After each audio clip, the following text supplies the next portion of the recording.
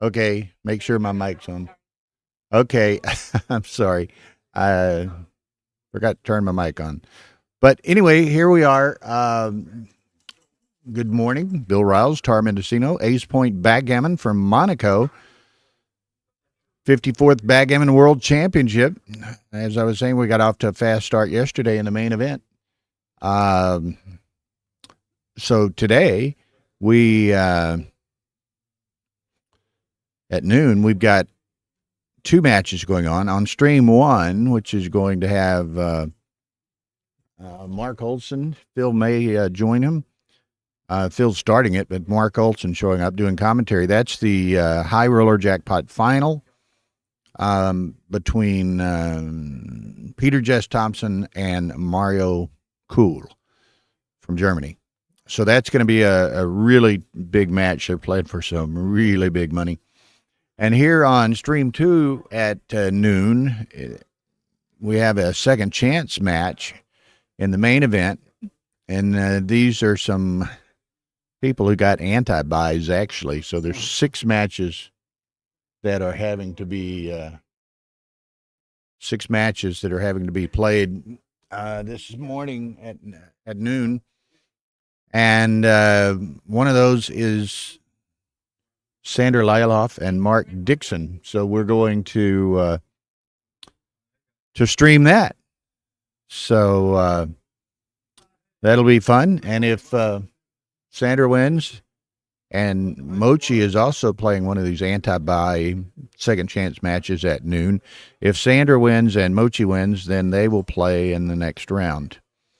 So, and at 2 p.m., we've got undefeated match between Wilcox Snellings and Steve Sachs, and then we've got 2 matches to choose from for stream 2. We may try to stagger them in some fashion, but 2 second chance matches, Petko Kostadinov versus Jorgen Gronstedt.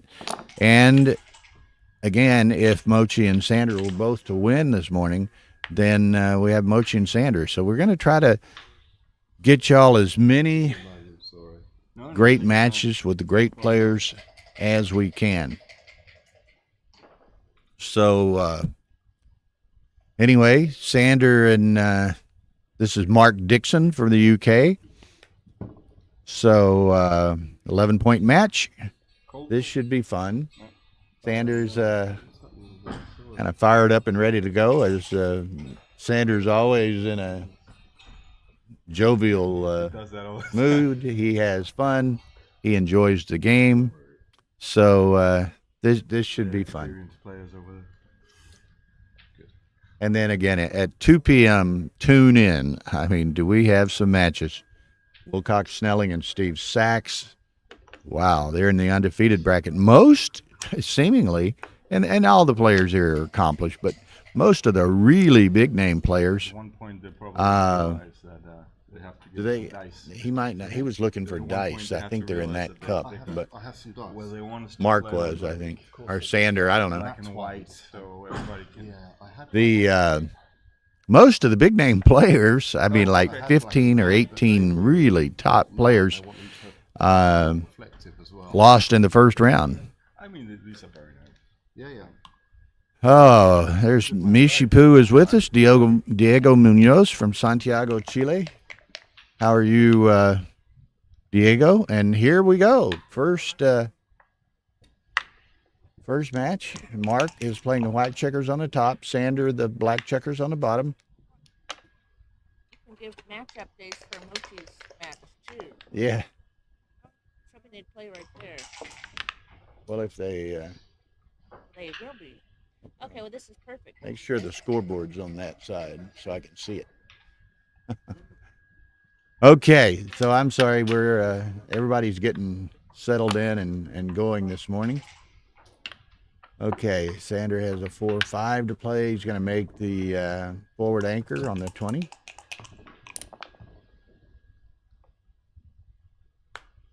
Actually, I'm sorry, that was Dixon's play. Double threes for Sander.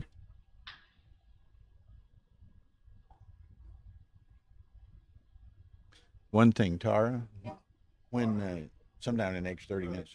When Arda shows up, have him come over here and talk to me, please. And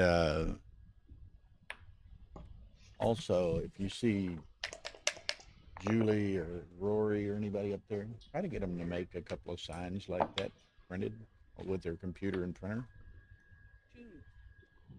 Pause it? Okay, whatever. Do you want me to pause it for you? Oh, no. I was just putting on some music. It's all right. Okay, so where are we?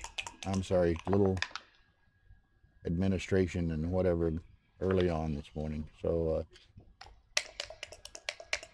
Sander, double ace is nice roll. He can't move anything but on his side of the board. The other 7 checkers are frozen, so he's going to make the 5 shift, and then he got another to play. He'll slot the bar point.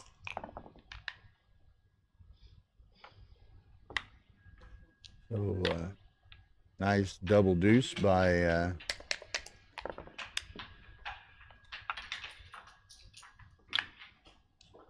so okay, nice nice structure by Sander. He's going to try to get that last checker out with it without it getting hit, but it does get hit. So and Mark, you know, if he can contain this checker for a roll or two, he's in got a pretty good structure himself. Okay, Sander's gonna. Boy, he doesn't want to put that checker. Maybe he slots the. Well, he won't reach. He's got to do that. He didn't want to stack that checker, but he had to. Didn't want to bury one very deep. 4-3, so he's going to make the point. Put Sander in the air. Has a lot of builders behind, so if he Sander dances, here comes the cube. Mark, you know, it's probably certainly a reasonable cube, but I wonder if you know, he's comes into this playing Sander, who's a defending world champion, defending UBC champion. Maybe, and Mark, I've visited with him a little bit. He's a little, you know, he's an astute guy. He might have come in with the idea that, you know, I'm going to play super aggressively and make Just take a photo of this. make Sander work for it here. I need to take Is a it photo 2 of or this. Oh, 2 or 1? Yeah. The fat on the head. And Sander's like, oh, go ahead, take 2. I got to do the pre-match photograph. So 5-2 for Mark. He's going to be down, and does he play the customary split? He does. Sander 6-2, so he's going to run. Pretty much standard reply here. Set of aces is nice since he'd already moved a spare to the 8s. It allows him to make both the 5 and the 7. 3-2, he's going to step up, and safety steps up so that he can attempt to escape with that checker. Mark momentarily glanced at the cube. He had success in a somewhat similar position on the prior game, but not quite the advantage yet. So, okay, 6-2. So Sander needs a 6 to get out of there. 6-5, there it goes. We're going to pan the camera for just a second here, so don't be alarmed. You're, whoa, where are you going? Oh, she's showing Mochi and his opponent are playing right next to us, and she's painting the commentator camera. Mochi this is what we've deemed Mochi's office. He's been playing next to the commentary station all week and giving lessons earlier. And yeah, the winner of Mochi's match plays the winner of this Sander Mark Dixon match. So, you know, if the 2 favorites were to prevail, which is not always the case in backgammon, as we learned in the first round yesterday, but if the 2 favorites prevail, then we've got a rematch pairing of sorts. They've met many times in the past, but Sander and Mochi.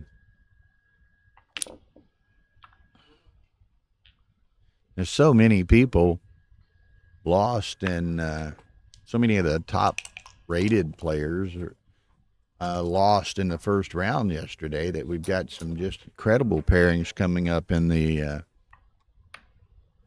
second chance bracket, and we're a little bit of we're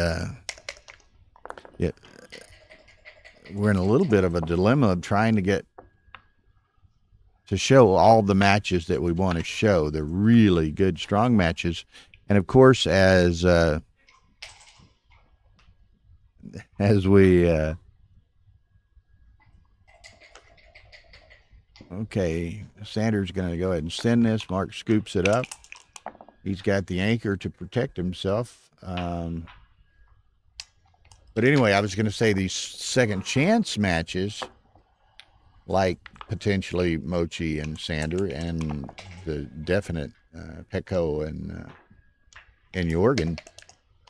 You know, we wanted to get those guys on the stream, but you know, if they one of them in each of those matches, you know, the loser's out of the competition as far as being world champion. So, you know, and therefore we lose perhaps the opportunity to stream some of these people at all.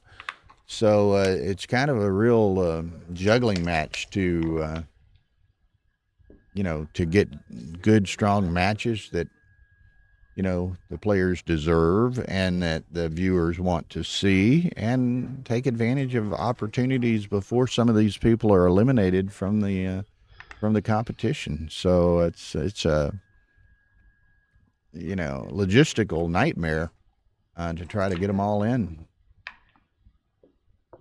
How was it? Here. Like this, yeah. Okay. Mark was a little confused there.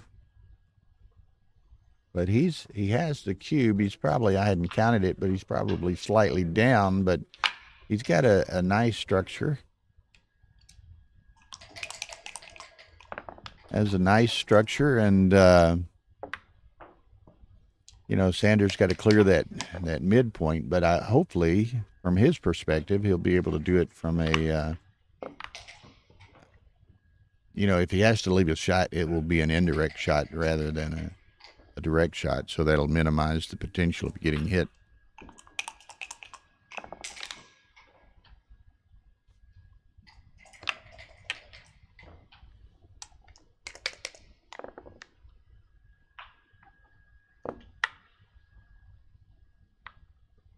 Okay, Mark doesn't have a tremendous amount of time,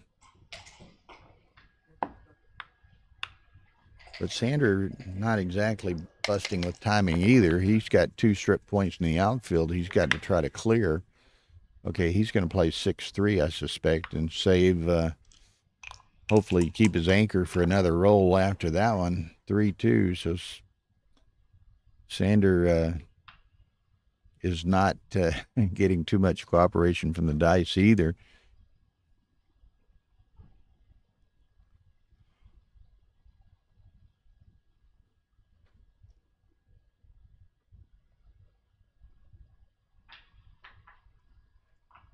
Hey, this is, now the question is, in Sanders' mind, do you play 13-8, try to clear the 2 back checkers and, you know, leave an 8 shot, peg now, or do you pay later, as they say?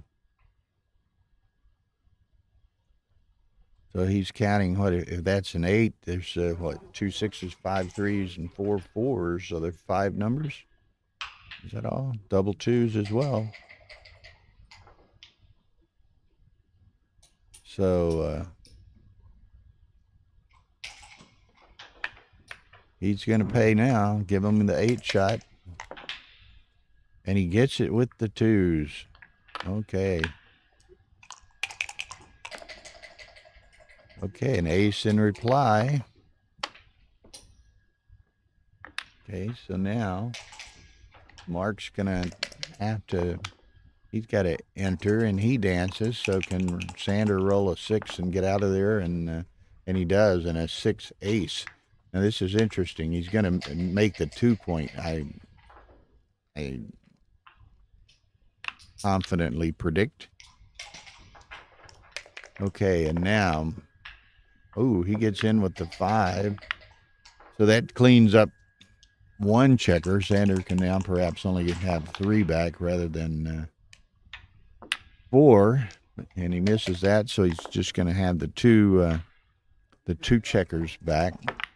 And with the 5-point game, it's all but you can't ever say that in backgammon. It's extremely unlikely that he would get gammoned. But there are, if Sander rolls a 5-3, 6-3, not 5-3, a 6-3 initially. He doesn't stay. I'm surprised. I thought he might stay with the 1 because Sander could roll a 6-3. Okay, so Sander comes in with the 5-1. Mark, nice. Ooh, that will change the complexion of this game completely. So now, and aces. Mark's sitting over there with a loaded pistol in his hand in the form of a cube. And he's counting it up right now. They both have 2 off, but Mark's got a pip count advantage. So what's he got? 41 plus 8 is 49. Sanders got 24, 29, 37, 46, 48, 50. What did I say he had? It's like 49 to 50. So I think he plays on for the moment.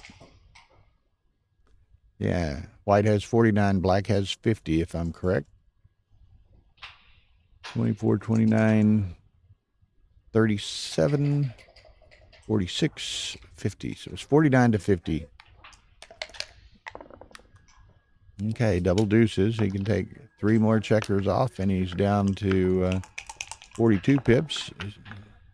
4-1, so Sanders at 45. So now it's 42, 45. Mark's on shake, and Mark is,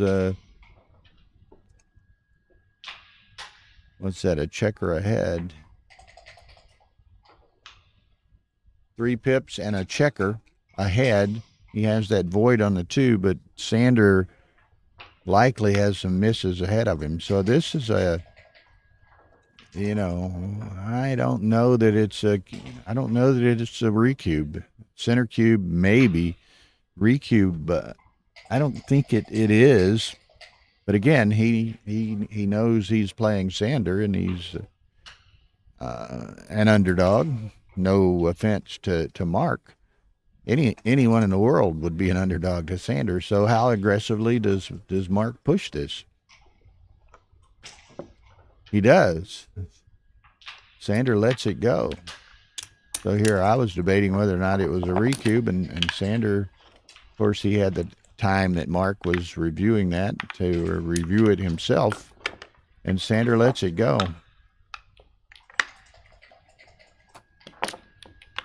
3-0 Mark.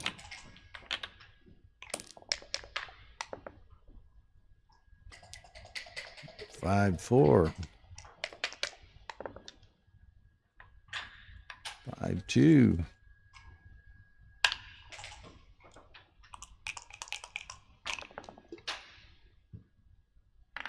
It's ones. Nice shakes in this game.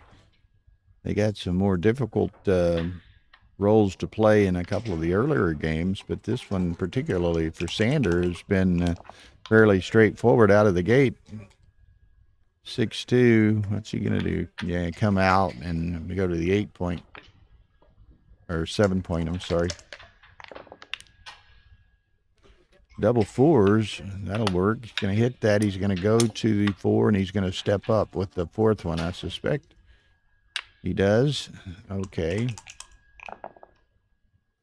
Cocked.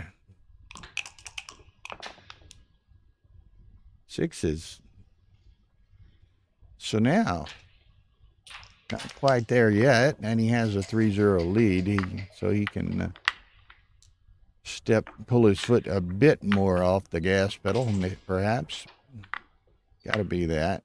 He did it once, and then put it back and looked around, but that had to be the only play. And now 1-4. So Sander now. Mark is not too far from. If Sander were to dance here, and he doesn't dance, but he doesn't roll a decent roll either. Here comes the cube. Based on what I've seen in the first two games, I fully expect Mark might send it here, and he does. Sander exercising the unemotional discipline of an elite player. Lets it go again. He's not going to, give Mark any freebies here. Mark's getting enough freebies from the dice. Okay, 3-2. Now, what do you do here? Several things. I mean, he could come down and split. He could have slotted on the 5. He could have any number of things. 6-2. He can make the 4-point, or he can, come out and make it the 18. Going to make the 18 stack there, and double sixes. Doesn't have too many checkers that play. All the ones on the mid are blocked by the other bar point.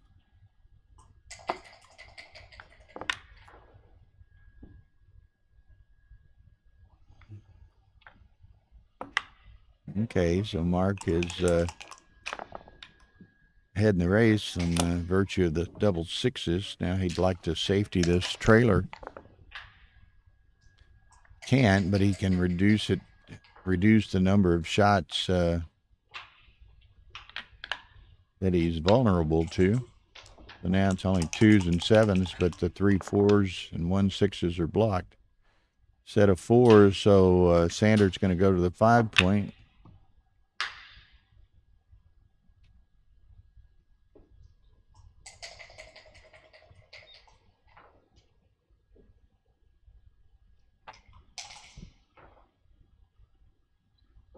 So let us see. Now again, and I typically, y'all probably heard me say this too many times, but I try to do a very interactive commentary program. So I am reading the chat line. So if you have comments, critiques, suggestions, questions, whatever, just type them in, and I'll try to respond as appropriately.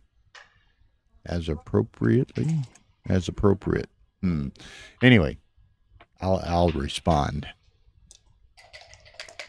Okay, Mark was counting, seeing, evaluating the position. Sander gets a 5-1.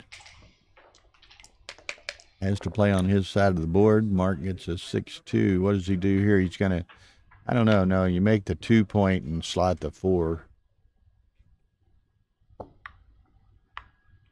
There you go.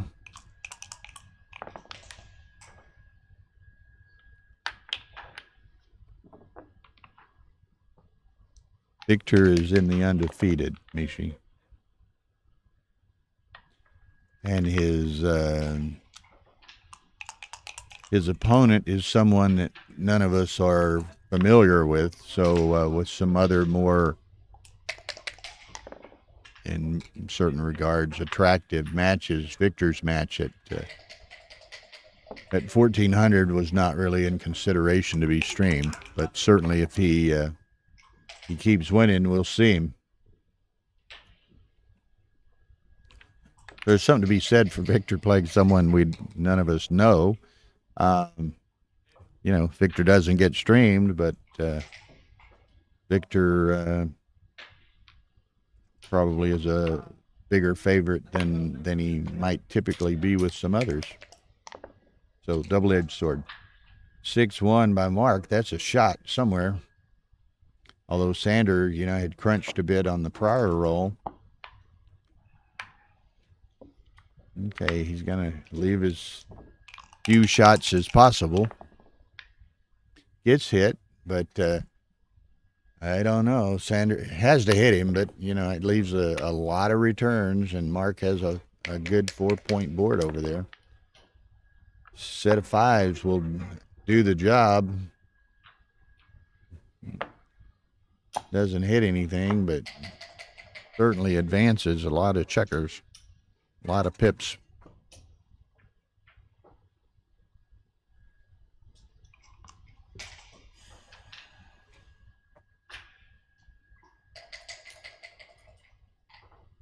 Do one thing here real quick.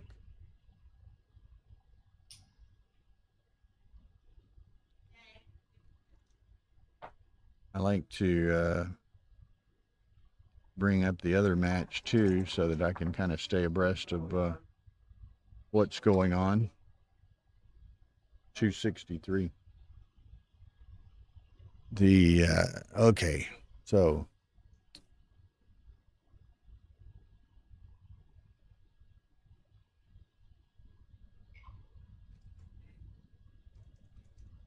the Sander, he's well ahead in the race. And the question is, and he's down 4-0, well ahead in the race, well down in the match. The question is, can he get those 2 checkers around without getting hit?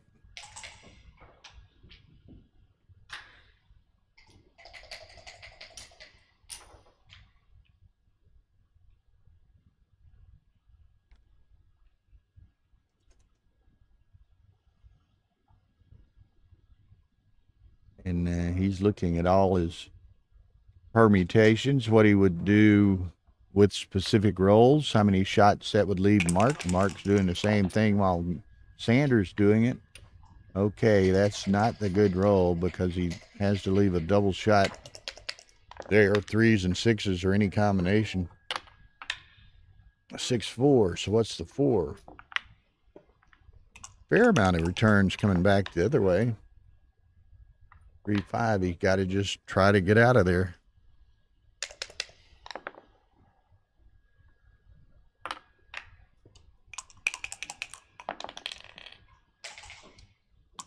Okay. Dancing. Now Mark's going to send it back. Sanders got to let it go again. So, no, Diego, you cannot play the championship and the intermediate. You got to select one or the other.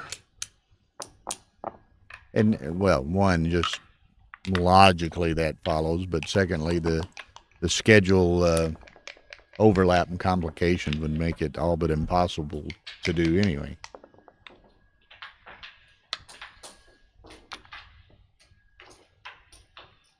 You need ropes on the side.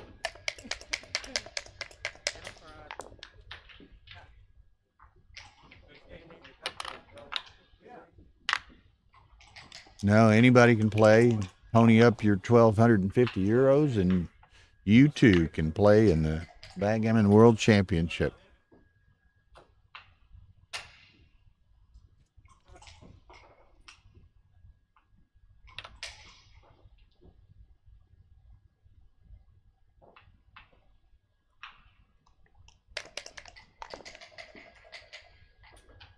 Okay.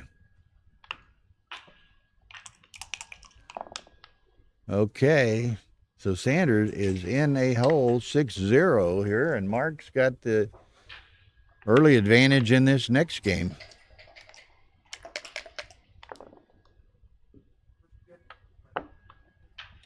Got a 4 prime with 2 checkers behind it.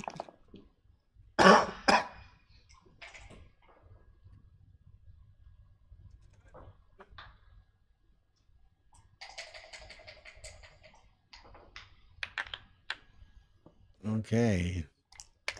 So Sanders going to have to try to make something happen here, and just everything is going Mark's way.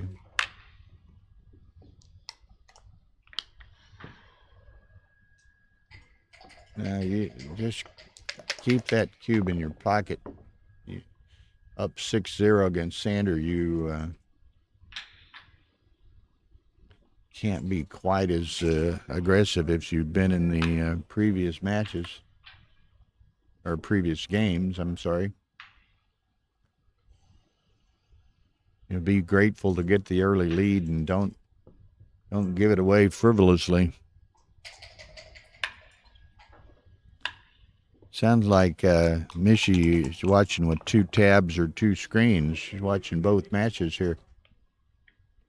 She's score update. Yeah, and find that guy's name. Oh, I know.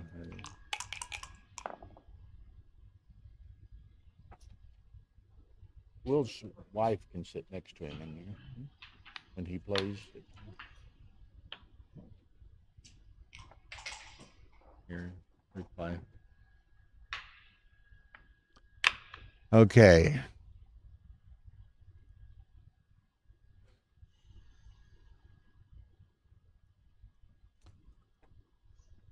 Set of nickels.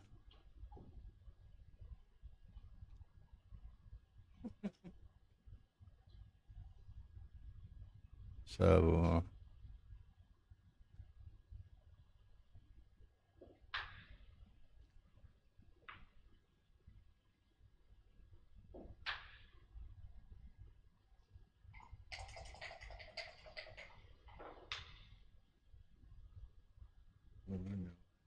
picture somewhere.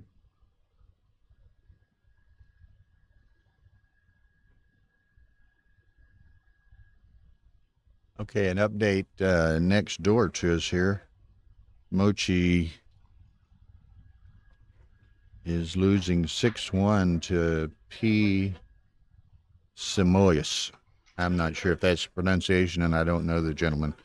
But Simoyas leads Mochi 6-1, and Dixon leads Sanders 6-0. So much for maybe we'll get a Mochi Sander in the last chance on Sunday.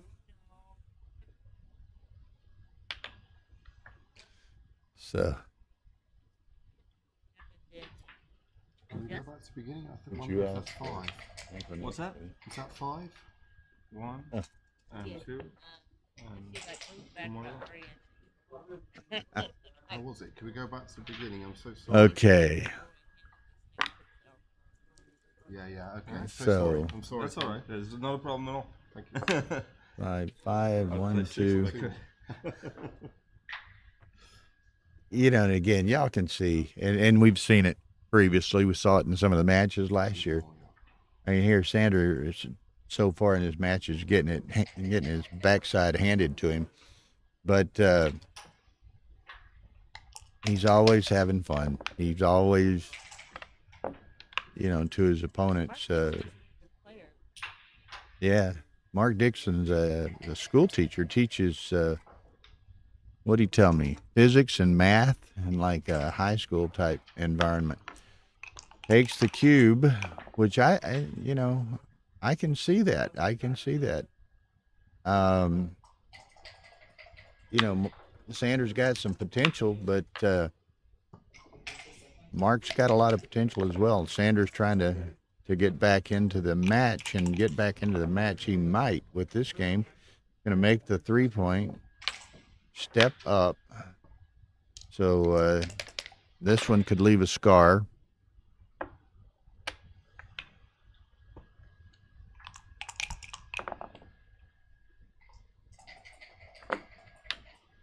Thanks, Jesper. Some good work going on here. And it's kind of interesting, obviously, and y'all can't see him. You see him off and on, you hear him, but Mark Olson enjoys doing some commentary too when he has the time, and significant matches are available to him. So Only matches I know of Sandra losing for the most part didn't drink beer. I don't know what it means. But Tara's sitting here, she's laughing. She said, well, she's noticed a trend. The only matches Sanders been losing are the ones he doesn't drink beer. So that's pretty funny.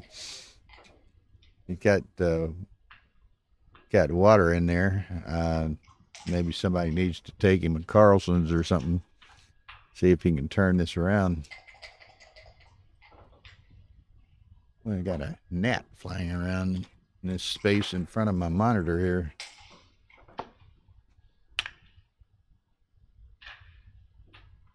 Okay, Mark has managed to get out of this dilemma, perhaps. Yes, Diego, to a degree that has happened. And, yeah, Didier Yasserov beat Petco 4 or 5 years ago. And this guy, what was his name? Peter Hallberg from Norway was something of a surprise winner back about, I don't know, 10, 15 years ago. You know, and it's interesting, and I'd meant to comment on this. You know, we have Sander and Mochi and many other of the great players are in the second chance right now, which, you know, again, you can still win the tournament in the second chance. But, you know, think back, however, 4 or 5 years ago when Jorgen Grandstedt won his 3rd world championship, he lost his first match and then had to win 11 matches in a row to win the title. And he did it. Might have even been 12. So, and Grandstedt has put himself in the same position this year. He lost his first match, as did Petco. I have a list here. Let me see if I can find it real quick, of the players that lost in the first round. Somebody had posted it. Maybe I still have it here somewhere. It was just an amazing list of players.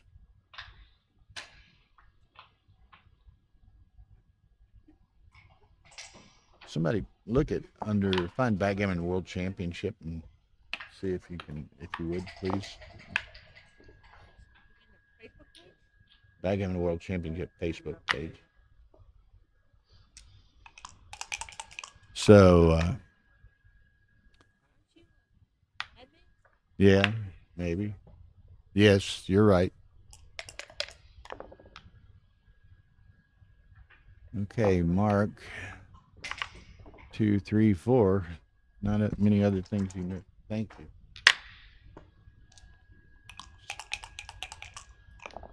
Oh, here it is. Here's what I was looking for. Listen to this list. Players that lost in the first round. Wilcox Snelling's. Did they lose in the first round? No, this is the undefeated. There's another list. Okay, yeah. Players that lost their first match. Mochi, Michi, Akiko, Kazuki, Petco, Joe Russell, John O'Hagan, David Wells, Thomas Tinlin, Jorgen Grandstedt, Sander, Nevzat Duggan, Dag Fensnarheim, Gear Peterson, John Royset, Zdenek Ziska, and Ali Seton Belanet. So, I mean, come on, guys. That's like 20 of the very best players here.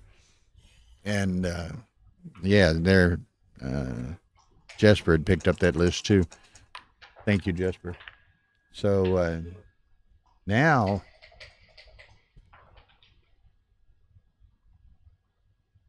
we'll see. This is the type of game. I mean, this is the game, obviously, for even our lesser player perspective, is probably the critical game of this match. Dixon holding a 2-cube.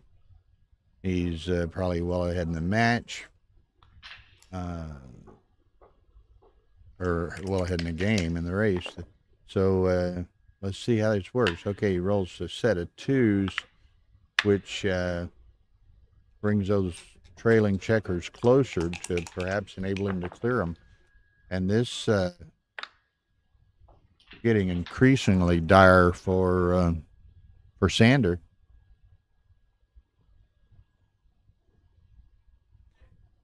Glancing to the side, Mochi trails 6-2 in his match. 5-3, so he's able to clear those 2 back checkers. So now Sander's in a world of hurt.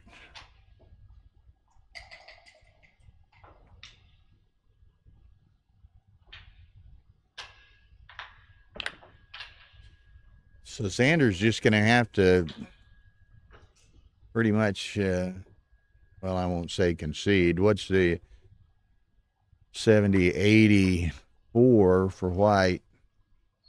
84, 32, 58, 94, 84, 94. Dixon has a 10 pip lead. But I don't think you want to get too crazy with that cube. That's I think Sander would take the recube and have a really quick trigger finger on sending an 8 back to Mark. So I have it as 84-94. So I think that's too close to, and Sander, those checkers that are in his board have much better distribution than those of Mark. They both have 6 crossovers to get into their home board.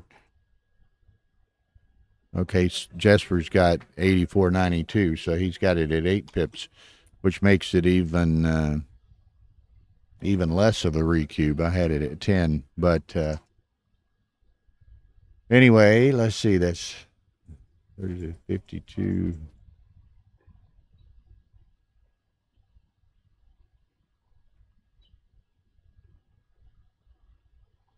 You better count that again, Jesper. It's 36, 68, 26. Yeah, you're right. You're right. I was counting the checkers on the mid. I was counting the 2 times 13 rather than 2 times 12. Okay, so it is 8 pips, which I don't know, color me cautious or whatever, but I just cannot see. And they both got plenty of time, and it's not a consideration here, so he can spend as much time as he wants to thinking about it. But I don't think it merits that much consideration.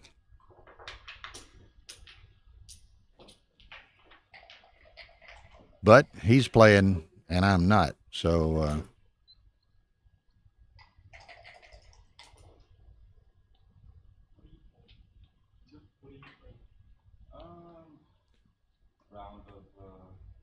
and again, they both know the gravity of the situation.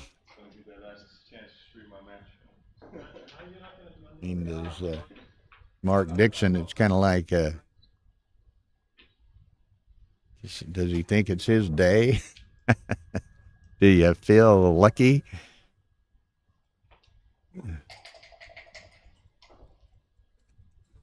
Huh?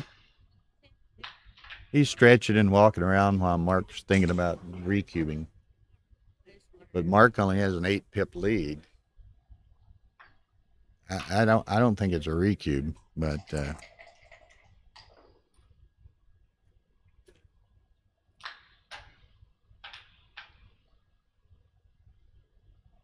I just got to think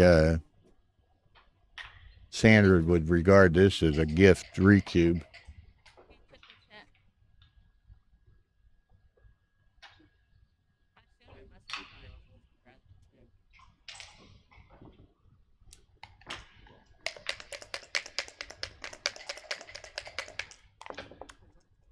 Yeah, so no, there's no nothing bad. So he decides not to send it.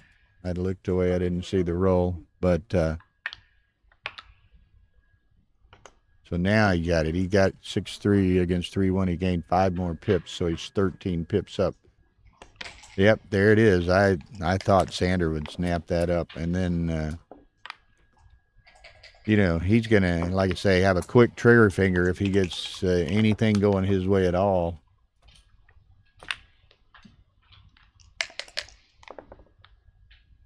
Set of 3s, that hurts. Sander needs to go to the whip here, as it were.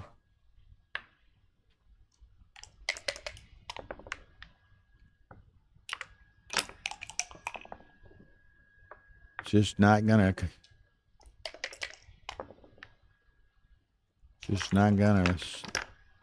work for him. It doesn't seem. He's got to have big numbers, and he's getting nothing but little numbers, not even the medium-sized numbers. So he just, whoa, so 10-0 mark. Is that an 8-6 over there? I can't see. Yeah, I can see on the other side of the monitor. Okay, so Mochi has rallied and has gone up 8-6 in his match, but Sander, the action of me taking a photo is enough you know, to turn the dice. he can lose no more. Hey, 10-0 that's a good thought. Crawford, I like Mark that. Dixon. Just So, me thinking about taking a photo is enough. Yeah. If you beat me in a dream, you better wake up and apologize. Yeah, exactly. I will. This bitch. I don't think this is a dream.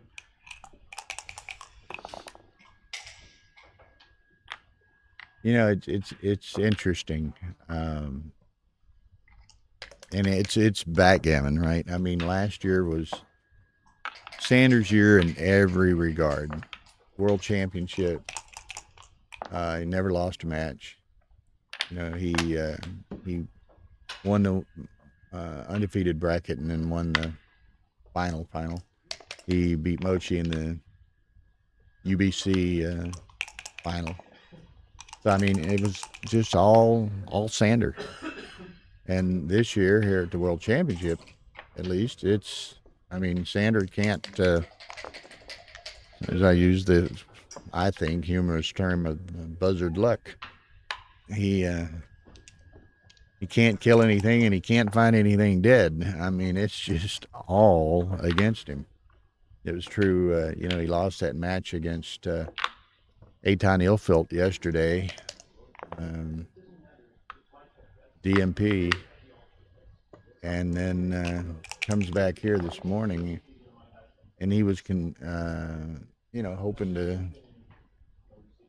you know, have a good fun match with Mochi in the second chance, but doesn't look like he's going to have that opportunity. So, unfortunately, I think for all of us, because he's such a fun guy to watch and be around and this, that, and the other, this is probably the, you know, last time we're going to see Sander on the stream. He's going to be out of the competition to win the World Championship. Thank you.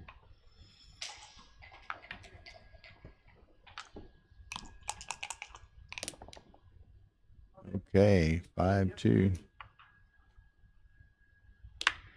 Okay, Sanders just gonna.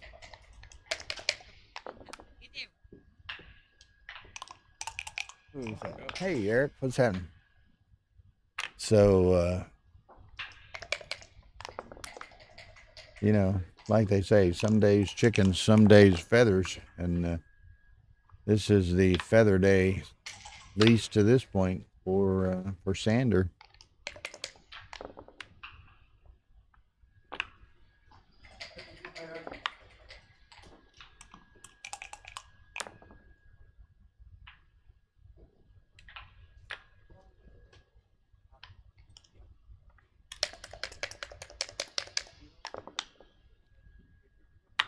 Okay.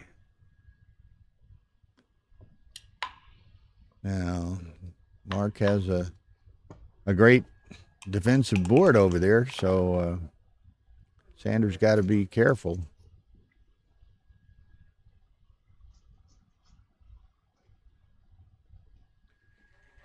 You know, your first, and don't even leave a fly shot. Just play to the 3. Yeah. I mean, water is leaking out of every seam right now, so don't push it.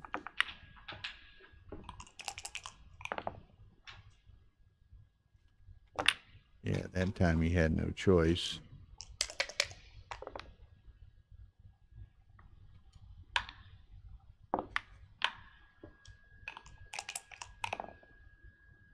(6-4), so he closes him out.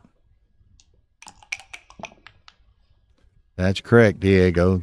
Justin led 12-0 against Oliver Squire in the main, and it went south. Now, there are no G's in this game, so Sanders just got to bring it home, get on the board, and get past the Crawford game. So then it's buckle your seatbelts with the cube. Single anytime you want. I'll just give it a try.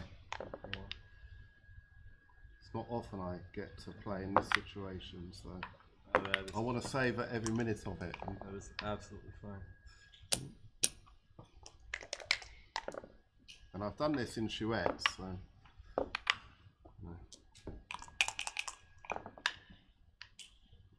That's enough now.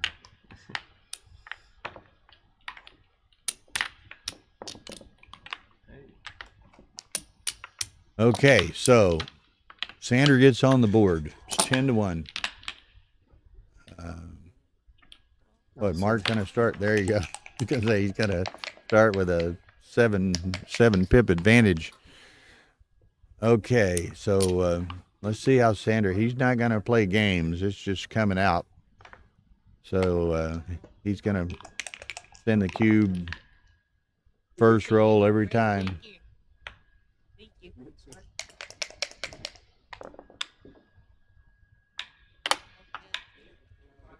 What's his name?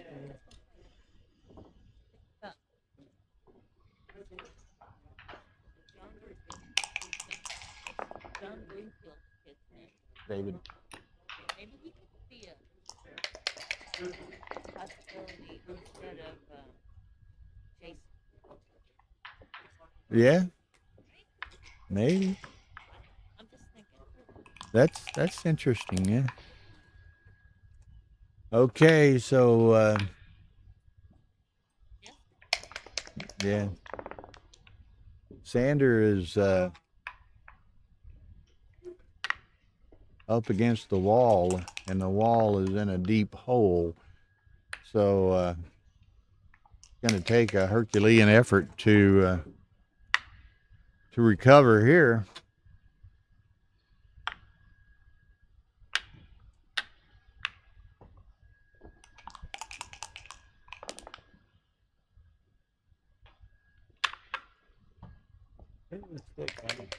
Casper, classic.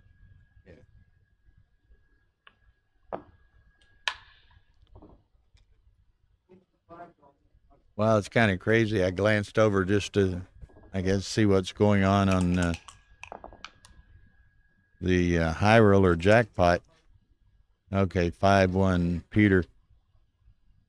And so that's probably going to, and of course they're playing for a hell of a lot of money. So that game's going to be, match is going to be perhaps a bit more deliberate and intense and what have you than these second chance matches.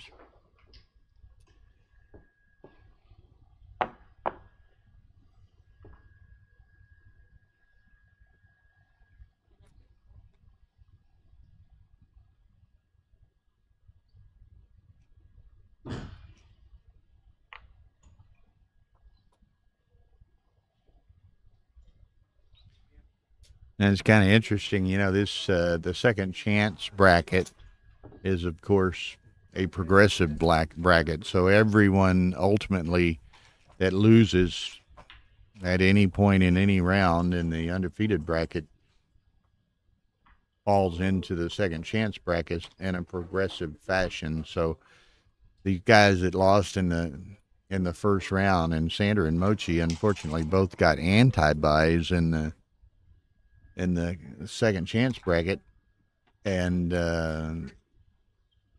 so if you look there at the top, World Championship second chance round of 10-24. So they, from the point that Mochi and Sander are right now, they would have to win 10 rounds to win the consolation. ZZ can sit with you. Okay. Come in, Z, if you want. Uh-huh. Yeah, it's about over. In backgammon, it's always over. Yeah. So pretty neat. Yes, I mean that was Zdenek Ziska walking by and chatted with me briefly. What's kind of neat I mean, here at Monte Carlo, see all the best backgammon players in the world just in the room, walking around, chatting all the time. So it's really kind of a neat experience.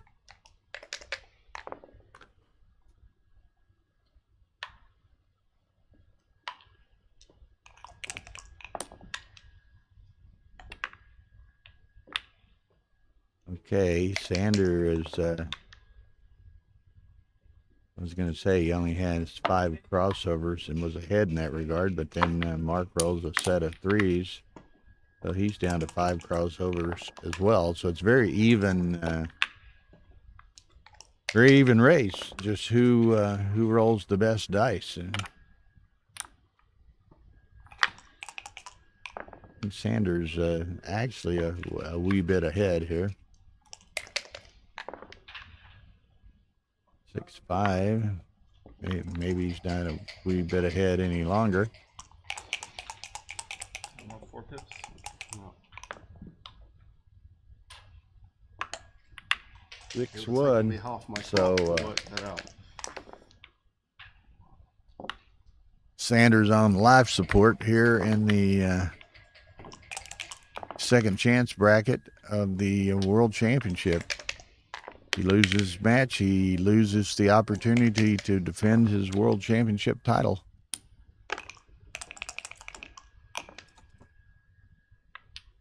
Okay, so he's fighting, but as our late great friend Falafel loved to say, and a very, very close friend of Sander, he's fighting. You know, he's getting some decent rolls, not giving up to the end, and that's backgammon. So Sander is fighting, and set of aces doesn't help the cause much. 5-1. The same number of checkers, 4-6. Maybe Sander can bring this home. 6-2. He's on shake, a checker advantage, and a little better distribution. So it looks like he will win this game. And you know, a long journey begins with the first step, right? And he's taken a couple of steps here.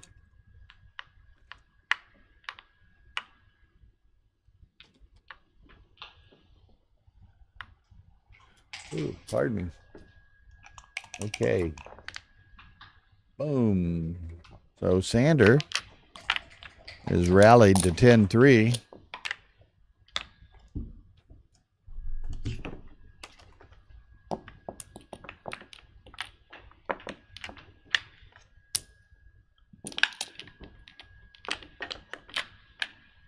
Okay, so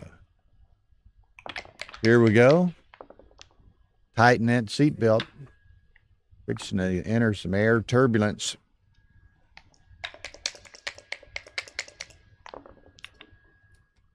Two, 1. Boom, here it comes. So now this is the, I guess, most common scenario, or I don't know, scenario of these types of matches is you double on the first roll. As the trailer, you double on the first roll every time. Now, some of the elite players will play some games at times and not double immediately, and then try to get a bad take later or whatever. So, but there are some games to be played. But Sander trailing initially 10-0 Crawford. He wasn't going to fool around with that. He was just going to play it straight and send the cube. Mochi is 10-7 post Crawford now.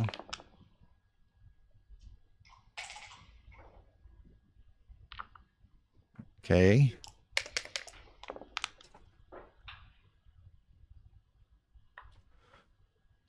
I don't know. I'm thinking I'm making a 3. And started down that route. That's the point you want. You like to build them in order. There you go. That's it. Is that not right? Is it? It's like this. It's like this. Yeah. So this is sure. okay. This is legal. Yeah. Yeah. Should Yeah. we check it? Yeah, you can check it. If you like. I'm pretty sure it was like this, but I think it was.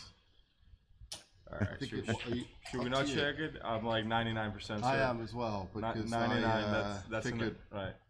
You rolled.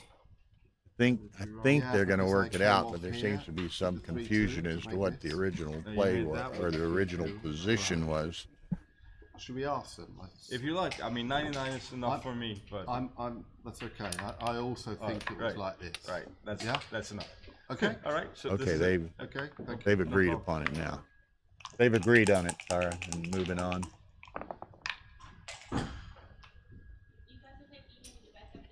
Sorry. Yeah, we've said it was fine. Did we made an You said illegal it- play? No, I just needed to know if you Right. wanted me to back Let's up pause. the tape to. No, no. we just discussed not. that, but we'll decided play to carry on. What, even if it was illegal, we're just playing. We've condoned it now. So let me unpause your clock. Yeah. Yes, yeah. It's fine. Yeah, Tara's gone in there, and I think everyone's agreed now as to what it was, and we're moving on. I don't know. This one might have been illegal. That would have been a good spot to slip one in. Yeah. This is what always happens with classical, right?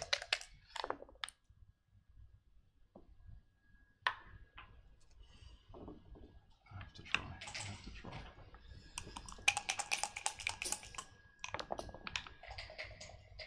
Okay.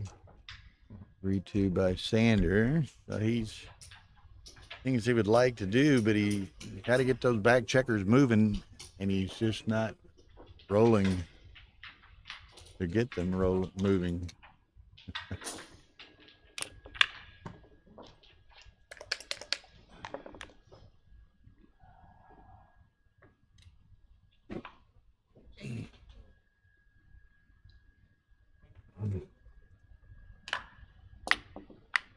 Great.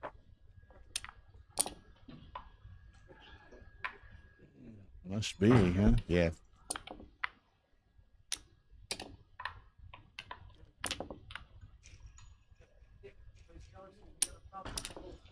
Oh man. Oh, Oh, if you ever want to sit down, you can sit down. Here's a show them. Oh, okay. Yeah, that was a, as Jesper notes, PJT lost in the first round and rebought. They had 12 to start. Actually, they started with 12. They had 2 more who were already wanting to play, then 1 more showed up that wanted to play, and then PJT took a rebuy, so that enabled them to fill the bracket of 16. And as Jesper said, make for a pretty good investment to rebuy in that. They're playing, I think, first place is 56,000 euros, and second place is 28,000 euros. I know. So, I'm just scared. I did the right play. Not bad. It's on a 2-4 and 1-4. Not bad for a couple hours work this morning. I know it's the right play. I'm still scared. Yeah. Silly.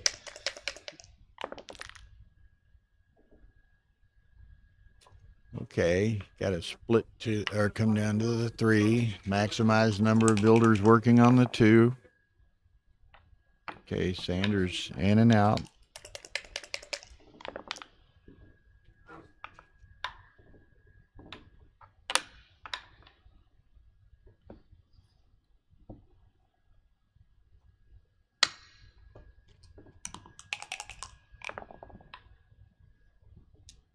Four, 3. We'll mark a set of 6s. That'll work. Play that one. 2, 3. Yeah. 4. Still taking me my time to find it. Again, Sanders on life support, and the machine is starting to make a beeping sound here. Approaching a flatline situation, I'm afraid. This is a tricky one here. So we got, looking next door here, Mochi's still leading 10-7 post Crawford. So, of course, the opponent being 4 away with a 2 cube in play is only a gammon away from a win.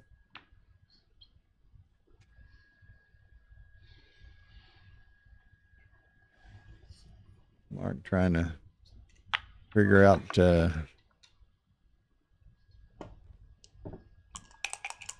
what he's doing here. Whoa, I saw the 6 and thought lightning was about to strike, but take in the 2 and off the 4. Oh, he's going to do it the other way even. All he's got to do is win, so gammons don't mean anything, but I think I would have still yet played it the other way. 2, he's just try to leave absolutely nothing to chance. And again, Roll here. all he has to do with win, gammons and backgammons and Yeah. all kinds of things mean nothing to him. All he has to do is win. Had to leave a shot and got missed. Yeah, okay. Yeah, sure. Don't want double force. No. That was wrong. Careless. Take the 6 off and play the ace from 4 to 3. That way you're even on the back. And see, there's the shot. That was just pure carelessness there. Mark knows better than that. Just absolute carelessness. Thank you. Match Thank is you over. very much. Well done. Okay, so Sander Leilhoff will not be the world champion this year Could you do me a big favor? as he loses in the second chance Could bracket. you just hold this cube for me? And Yeah, sure. Because This is a nice one. it's my 50th birthday this year. okay, so I'm going My to step father, away my for a 50th, few moments. supported me to come At to 2 this. p.m., we've got Also, a couple of great matches coming up, so tune in. So, And right now, Stream 1 is still continuing with Mark Olson and Phil Simborg on I'm so commentary. sorry, but my dad would like And This is, Mario Cool this is and absolute- Peter this is Jess a- Thompson I'm playing sure in your the dad is High just Roller as much as Jackpot you are, final. and, I'm very No, happy. he's an asshole. It's not still recording. He's yeah, very lucky to have him as a father. Yeah. Well done. Thank you so much. Yeah, Thank you so much. you got it. And what a cube. Yeah, it's nice. How did he make that one? So my you know Bone Club boards? Do you know Bone Club boards in England? No. Guy has Bone Club is a board maker, but they also make cubes. No, Yeah, he designed it for me and made it. It's nice, yeah. Nice weight. Thank you so much. You got it.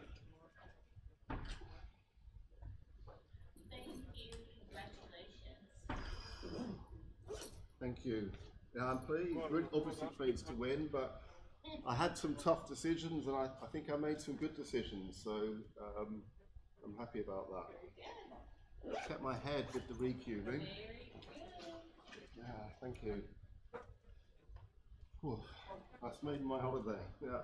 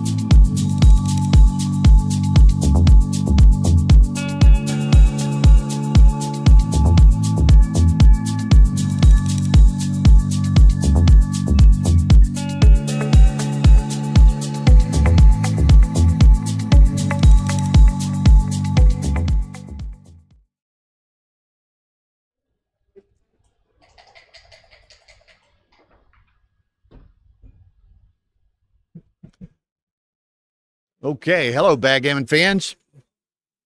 Bill Riles, Tar Mendocino, Ace Point Backgammon. We are about ready to start 2 p.m. matches.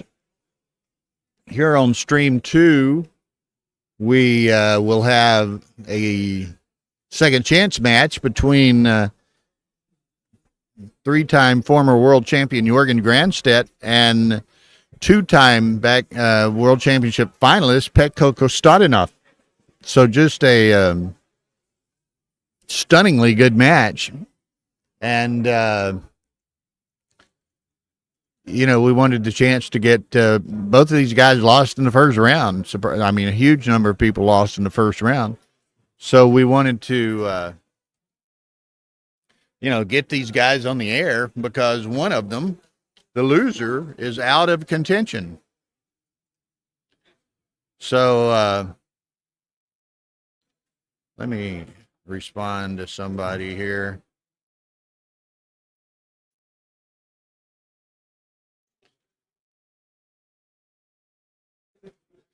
Okay, so one of these guys, the loser, is out of contention, and then we won't really have the opportunity to stream for the rest of the week, Petko or Jorgen. So we wanted to get them on the air for y'all's benefit, and so that's why that match was chosen. Bunch of great matches out there. So we shall see.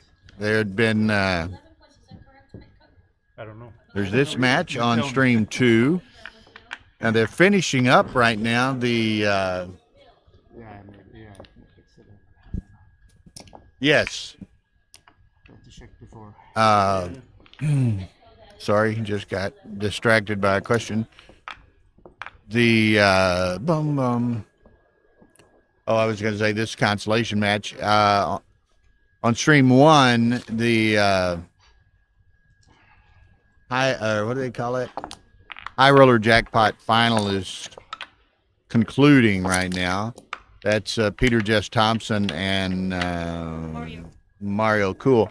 And then as soon as that match ends, we're going to have an undefeated bracket match between Steve Sachs and Wilcox Snellings. So fast and furious action here. So anyway, so here we go. Petko and Petko Kostadinov, 2-time world championship finalist, is on the top playing black checkers. Jorgen Grandstedt, 3-time world champion here at Monte-Carlo, and he's playing white checkers on the bottom. And what's interesting, last time Jorgen won, which was, I'm not sure, 17, 18, something like 2017, 2018, he lost his first round match, as he did this year, and that year he then won 11 consecutive matches to come all the way through the second chance flight. And then at that time, the second chance winner had to beat the undefeated winner twice. So he come all the way through the second chance bracket, 9 matches, and then beat Joe Russell twice to claim his 3rd world championship.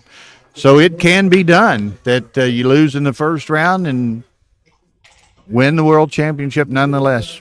So here we go. These guys are playing. What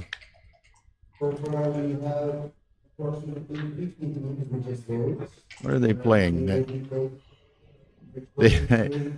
Every match I've commentated on this week so far, they played the other direction. So I'm going to have to get my bearings here for just a moment and get with the program. Okay, 4-2 for Jorgen. And these are, they're both very good, close, personal friends of mine. And there are many gentlemen and sportsmen, good sportsmen in backgammon. And these two are at the top of both lists. Great, top of 3 lists, I guess. Great players, great people, great sportsmen. And they get no nicer people than Jorgen Grandstedt and Petko Kostadinov.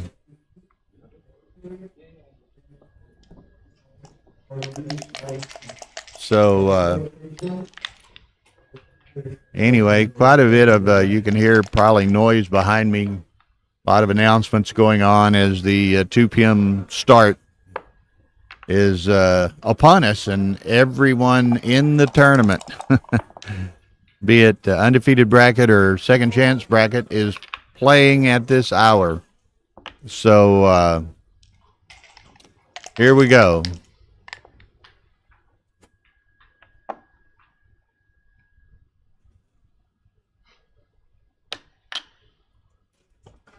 Petco was kind of sick. I was talking to him a bit earlier. He I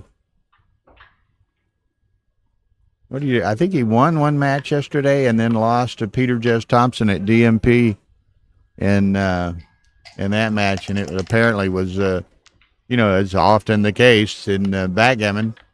Could have gone either way. Brutal bad beat, and but you accept it and move on. So nothing else you can do.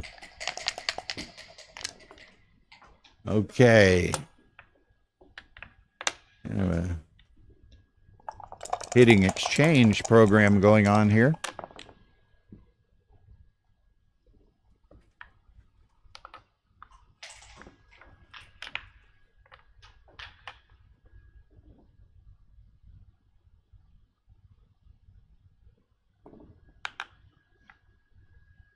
Okay.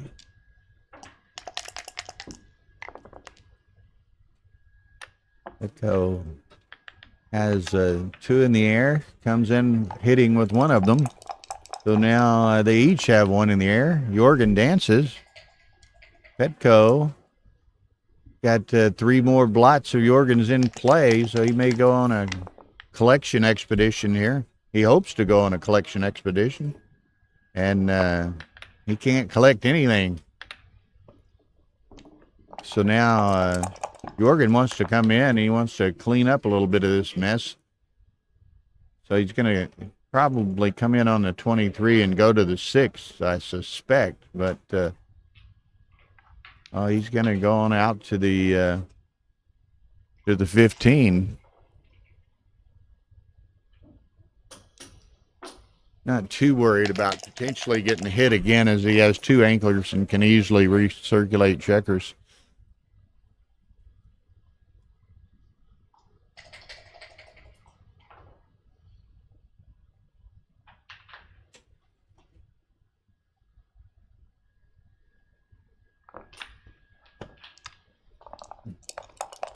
Okay, so let's see, double 5s.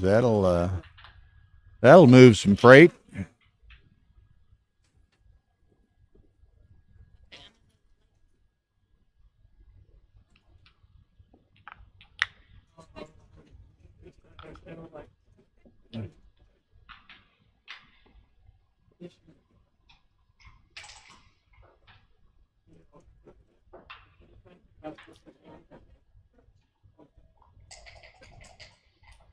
So he can play forward like this and end up with only a single blot, which will maybe stave off some of this dynamic exchange that's been going on and settle into a pattern in this particular game. Petco 6-2 to play. He missed the 1 blot. Has to find and whatever he does, unless he maybe buries a checker on the other side, is going to expose a shot to something.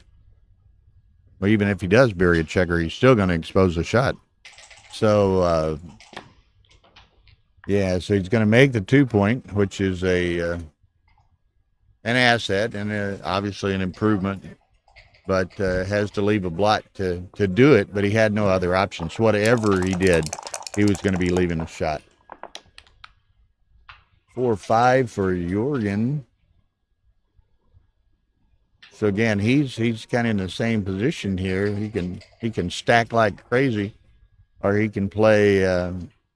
What is that? 15-6 is a possibility. he you know, he doesn't want to put two more checkers on the 4. Be terribly awkward flexibility. Okay, I didn't even see that one at the moment. 18-9. So he's playing with a single blot. Again, he could play 15-6 and play with a single blot as well. And it would only have yeah, then he's only got the single 4 shot. If he plays the other one 18-9, then he's playing with 1 blot, but that blot has 3 checkers shooting at it. So I kind of like the other play, but he chooses this play. 2-1, so Petco hits. Then what's he do with the deuce? Probably choose to step out to the 18, but let's see what happens. Yeah.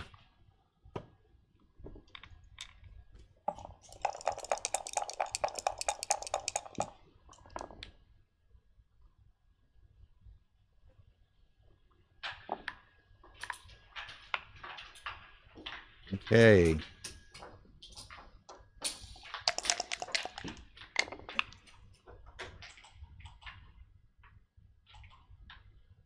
Three-two by Petco. Again, he can't clean it all up.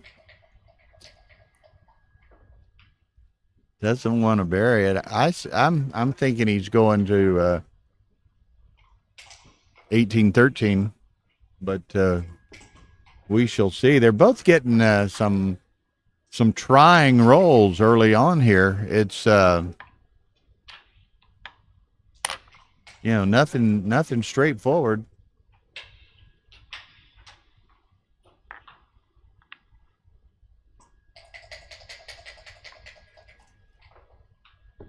It's kind of interesting this morning. I don't know if y'all were watching, but both Sander and Mochi lost in a anti-buy round of 10-24 in the second chance. So both Mochi and Sander are out of the competition as far as winning the world championship.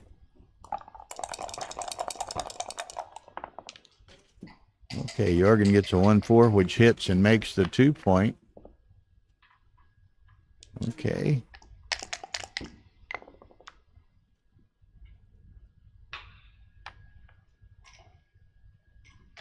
Three, and then 7-6 takes one out of play.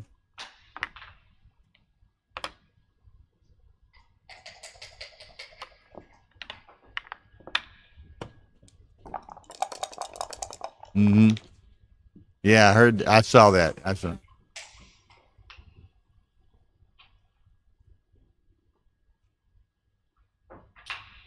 And they agreed to wait, right? Both.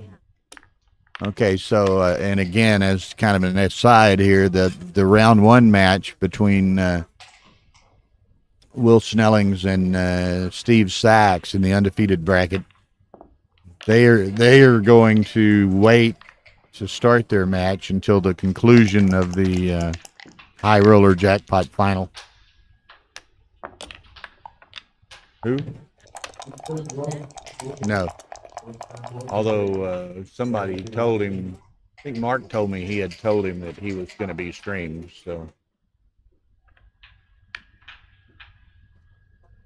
So okay. So this has been a long and involved first game in this important match between two very, very significant players.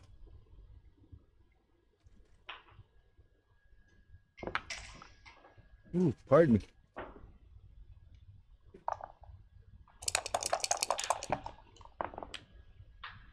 Petco's been a finalist twice. Yes, I've mentioned that Petco's been a finalist twice. I forget, he lost to DDA and And he lost to not Dottie, but Ellie Brandon. oh yeah, he lost Petco's been a finalist twice. He lost to Ellie Royme and to Didier Asra. Jorgen has won the World Championship 3 times, most recently in like 2017 or something like that. He beat Joe Russell in the final. And I'd repeated a little bit earlier that year Jorgen lost in the first round and came all the way back. Won 9 straight second chance matches and then 2 finals matches. Okay, so Jorgen is putting Petco to the test here. I'm thinking Petco's taking this, but Petco proves me wrong. He lets it go. A lot of volatility in the position, and I guess Petco gauged that, it was too, please. It was too much of a risk to take the cube. So 1-0 Jorgen, and we are okay. A 3-1 by Jorgen makes a 5 point. 6-5 runs.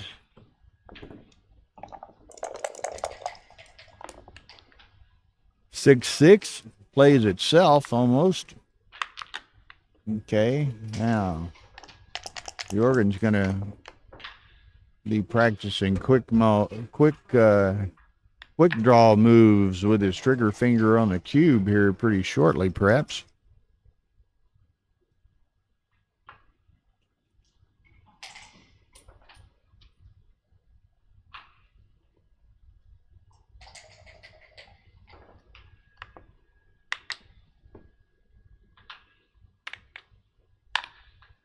In the vagaries of backgammon, and we know how it. We know the game. We understand the game. We know a lot about the history of the game. We know how things work. And so here you're seeing 2 guys that have been to the finals 5 times between them. And Jorgen, it's all in his way, and he's won the World Championship 3 times. Petco was the favorite in the finals he was in both times, and he lost both times. So, terribly frustrating and disappointing. And he's here to try it again. Okay, there's that itchy trigger finger reaching for that cube that I was talking about. Got a very strong early position. He can make the 3, or he could clear the 18 and just go the pay me now or pay me later routine. Petco has 2 blots in his home board, so I would think seriously about 2 off the 18 now and give him the 3, but he's going to take the the 3rd home board point. Worry to get hit with a 7. Petco would definitely have the 2 blots in his home board, so something to be said for that.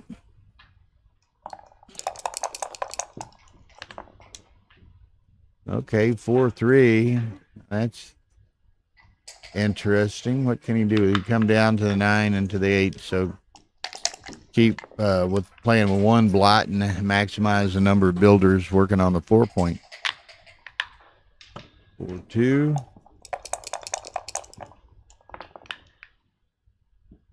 Ooh, Harvey.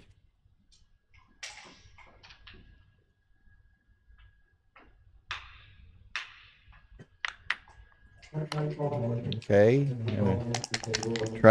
He hits one, tries to clear the 8 point. Petco dances, and here we go.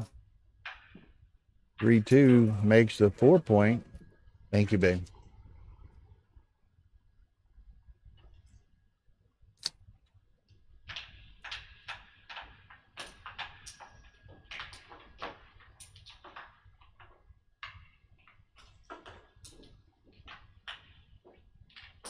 Like I said, he's got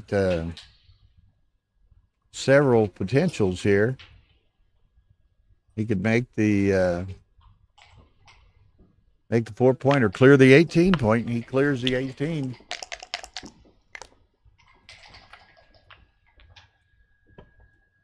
Nice roll by Petco, anchoring and being able to step up with that anchor. So that probably, I mean, Jorgen is still a big favorite in this game, but at least Petco, the rolling that 2-1 and making the 23-point probably greatly diminishes any gammon chances in this game.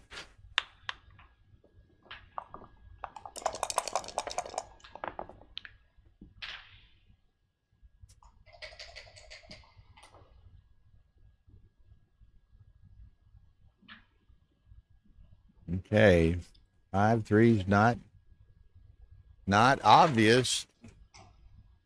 What do you do? Petco, you know, he's got a developing decent board over there. Jorgen's well ahead in the race. I might just bury it to the ace point, but it's, hey, man, I'm learning this game. Okay. Jorgen can't hear me in there, can he? Well, he's making the plays I'm suggesting, you know.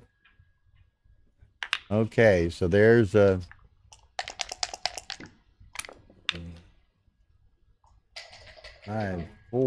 so he's gonna try to bring checkers in and position them for building again.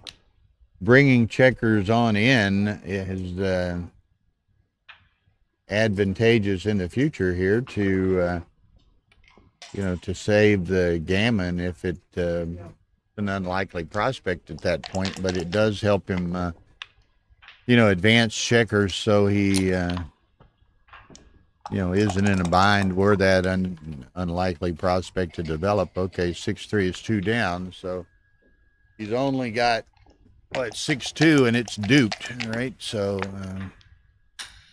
4-2.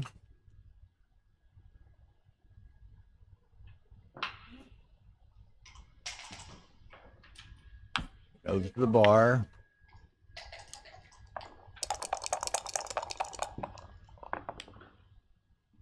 Six three makes a nice shake.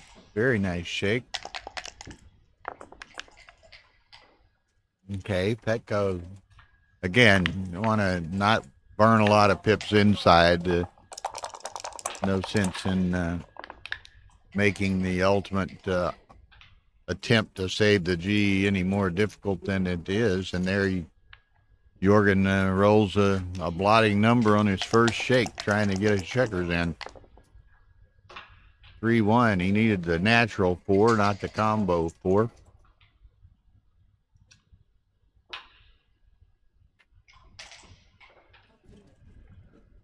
So obviously he's going to slot on the front. Okay, now Jorgen would like to clean that blot up if he can. Oh, nice roll. Gets them both in and covers the blot in the process. 5-2. He's going to wait at least a roll, I would think.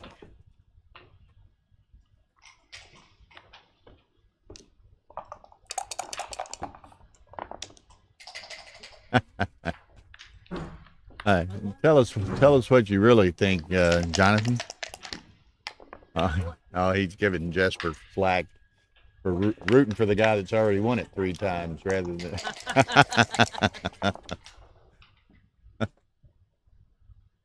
So I don't know that.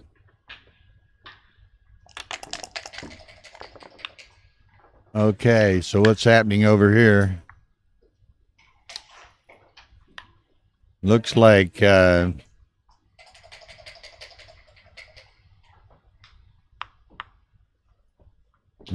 looks like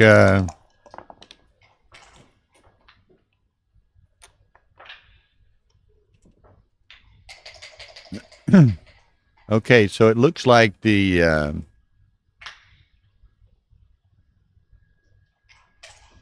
what do they call that? High roller jackpot is concluding on stream 1 and the other table in the streaming room there. So Mario Kuhl of Germany is going to win. So congratulations to Mario, quite an accomplishment, and congratulations to Peter Jez Thompson for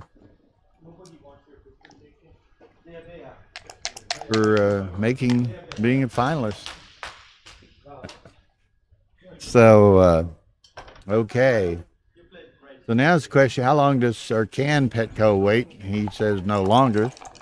And Wilson, you have to on that left door. That thing has to go up at the top.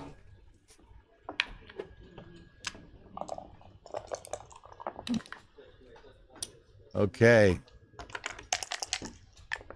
Mario. Mario. Okay.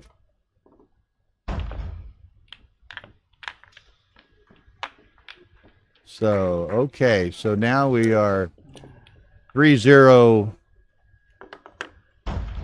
Jorgen.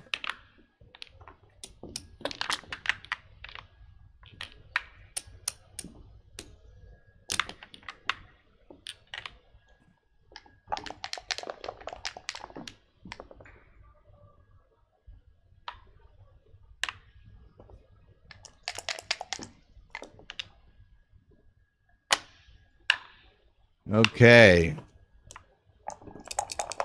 So that was fun. The Wilcox and Steve Sachs will be beginning, and I think I overheard somebody say 15 or 20 minutes. So in the interim, we've got this Petco Kostadinov Jorgen Grandstedt match to entertain us and to instruct us, and so that's good.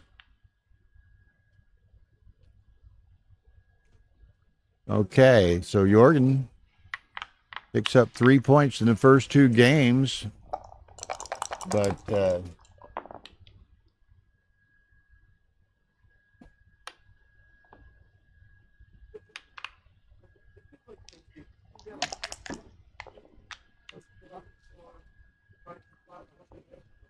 okay.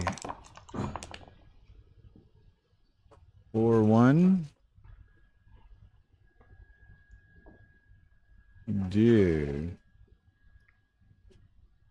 Echo's got a pretty good board start now. I think I'd just play 13-8 here. Give me a spare on a number of points.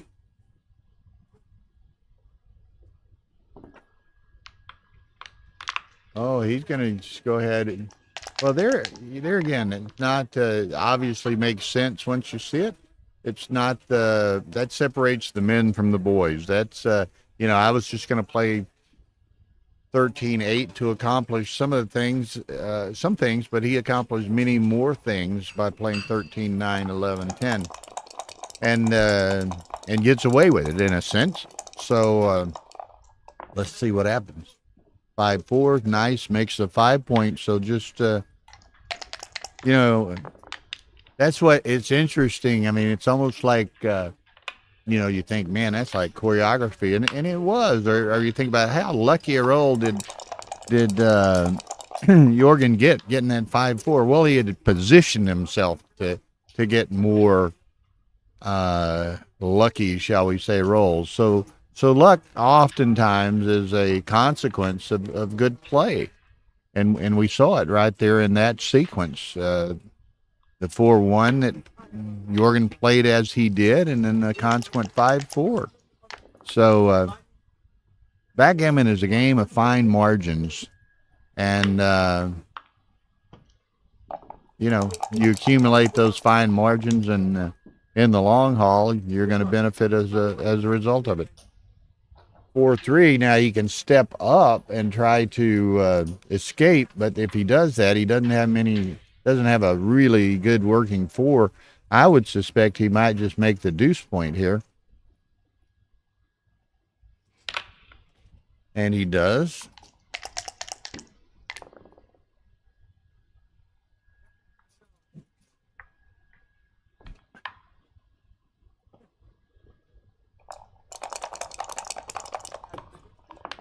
Okay, now that's a very nice roll. He gets to step up and hit.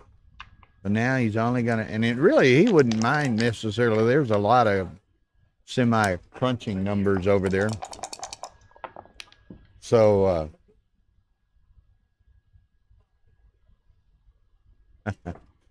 so Jorgen can make do here, but he's ultimately going to need a 5. Now, if Petco could enter with a 1 or a 3, then he's got, comes on out.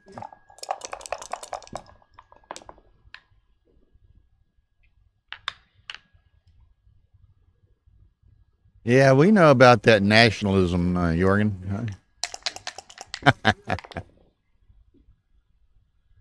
Okay, set of 4s by Petco, which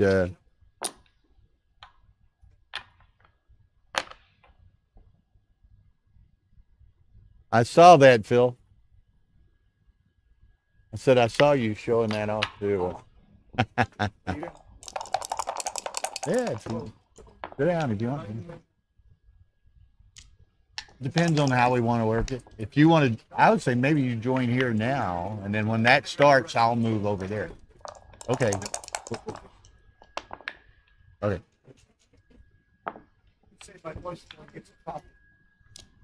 Okay, so we're trying to coordinate all of the streams and commentary on the streams, and as you can imagine, there's lots of behind the scenes activity going on with this this tournament, not only on the streaming and commentary front, but on many other fronts associated with the execution of the tournament.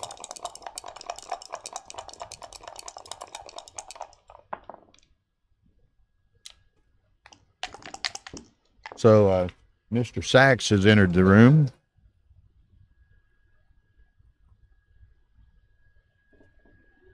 I'll go back and check that chicken head when I get a chance, but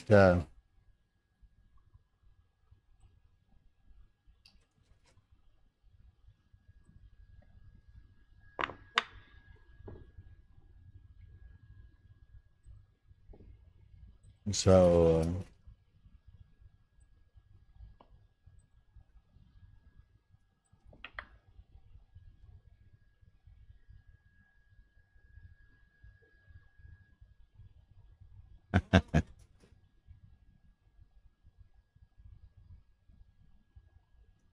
Petco was in the finals twice and lost both times.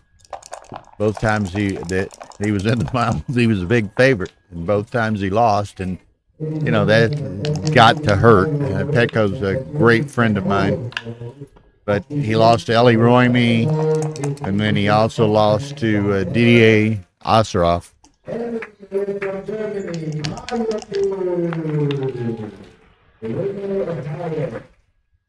So they're just announcing the finalist and winner of the high roller jackpot behind me, so you might hear some uproar.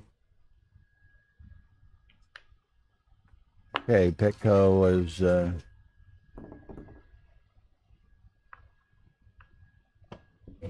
got the hit. Now he's just got to try to, you know, this is a multi-function. Now this is going to be interesting. Does he come out with the ace-6 or does he hit on the ace? Got so much working on him. I wouldn't be surprised to see him hit on the ace, but this is a key position, and I'm going to personally learn a little something from this. My initial reaction is I would hit on the ace, but you know, I don't have XG around. I only have Jorgen, and I trust Jorgen almost as much, if not more. So let's see what happens. Geez, there it is. Man, I'm learning this game. That's the thing, doing commentary on all these matches with all these great players, you really start to pick up a lot.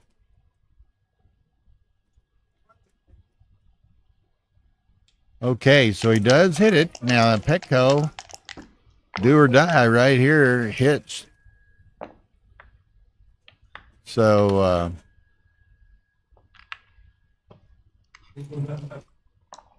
Okay.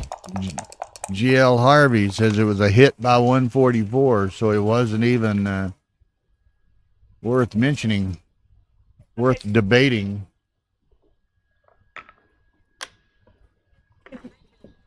He wanted to rest his voice a minute. I had intended.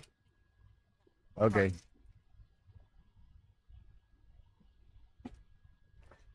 Okay, so now Petco has seized the advantage here.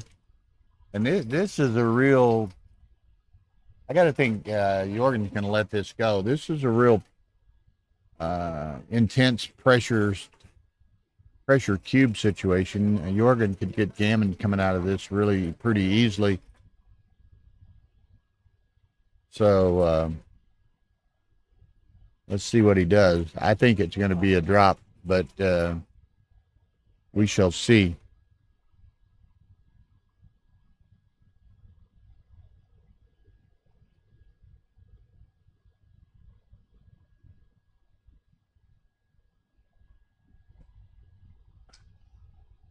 I think I should probably finish this since I started. And if this ends while that's still going, I'll go join Phil. When are you, no, there's a match at 5 too.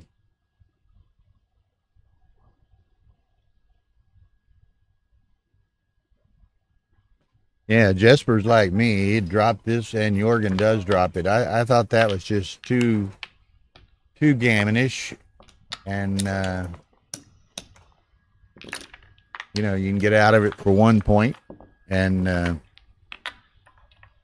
I think I'll jokingly say I think Jorgen was wise to follow my sage advice.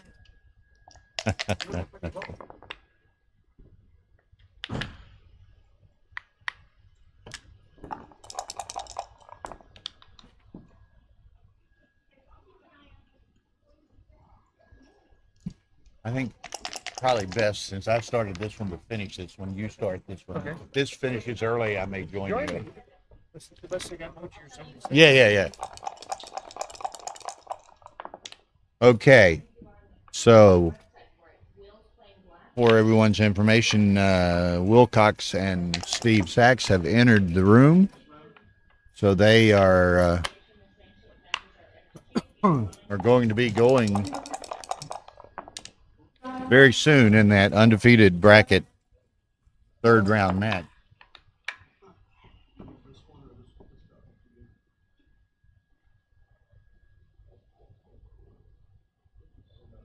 Okay. 5-5 regular units. 1, 2, 3.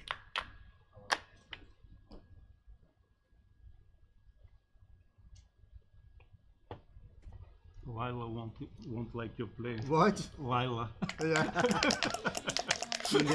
20 years ago, no one would make this. My Coke sponsorship airtime there. Asked by 86. Thank you, GL.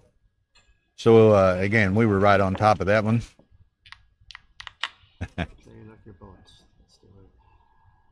Okay.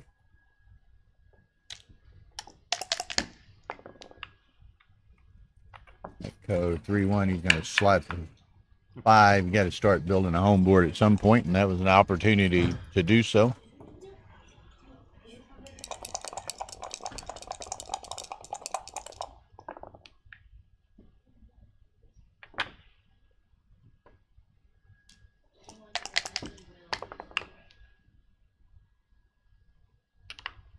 Okay, moves those two in, lets him make the next point that he wants to. You like to make them in order, so he was able to make the 5 and slot the 4. So ideally, he'd be making the 4 next. There it is, and slots the 3. So it's just a cascade effect here. Is the ideal way. You're not always, the dice don't always allow you to do that, but it's what you like to do, and you try to position your checkers such that you can do that with the largest number of rolls.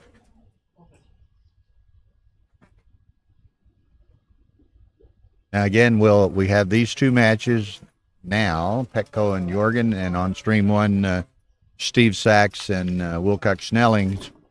We'll have two more matches at 5 o'clock and two more matches at 10 o'clock. Or what is that? 1700 Monaco and 2200 Monaco.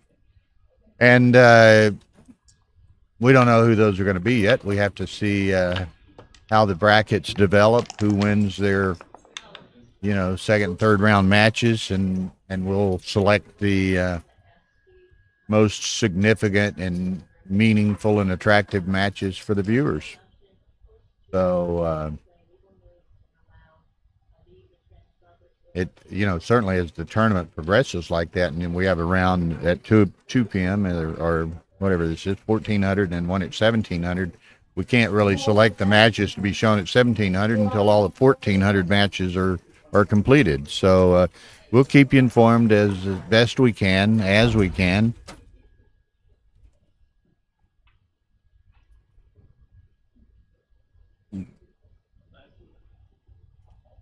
So Petco, what he's doing, he's counting the race here. If he were, well, he's going to have to leave one of them somewhere. He's looking at the consequences of with both. That he moved the back one and looked at the resultant position. Then he's moved the forward one, so he's looking at both.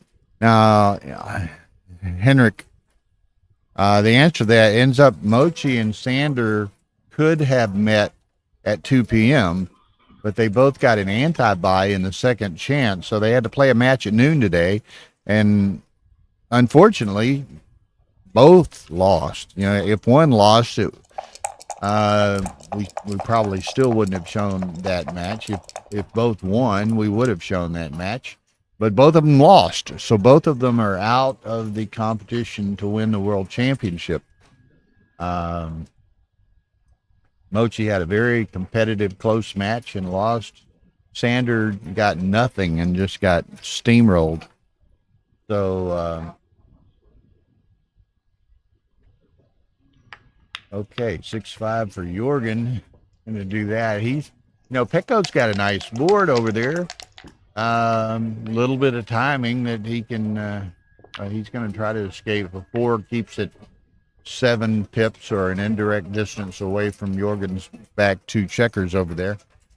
And, at some point, Jorgen's going to have to roll something that would allow him to move with those. Now he rolls a 7, which allows him to move with one of those and hits Petco, and he hopes Petco's got a pretty fair number of returns here. So let's see.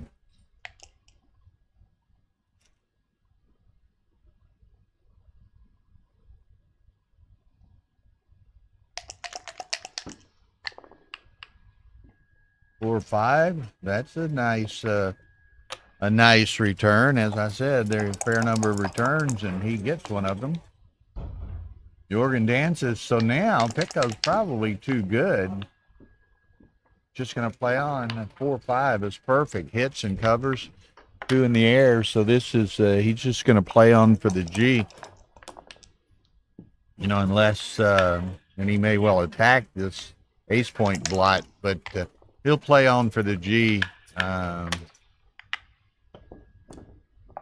Even if probably Jorgen was ultimately able to get a 1-point game, he may well still play for the G. 5-6. Petco keeps Jorgen has little defense over here, so if Petco gets hit, he can get in pretty easy. So he keeps attacking the blots on the 1 to preclude Jorgen from making the anchor. So now he's a favorite to close it out. Now there it is. So in all likelihood, Petco's going to win a gammon here, and we're going to have a 3-3 game, 3-3 match.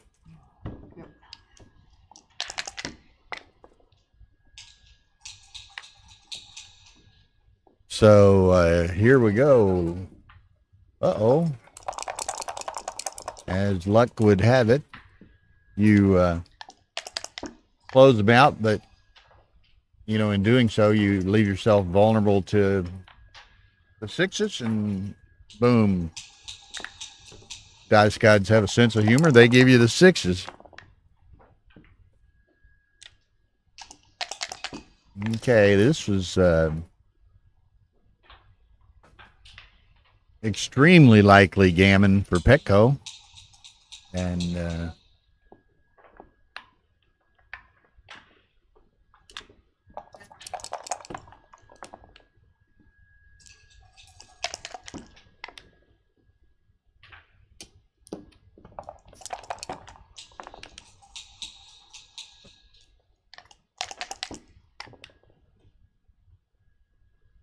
okay, one there and three off.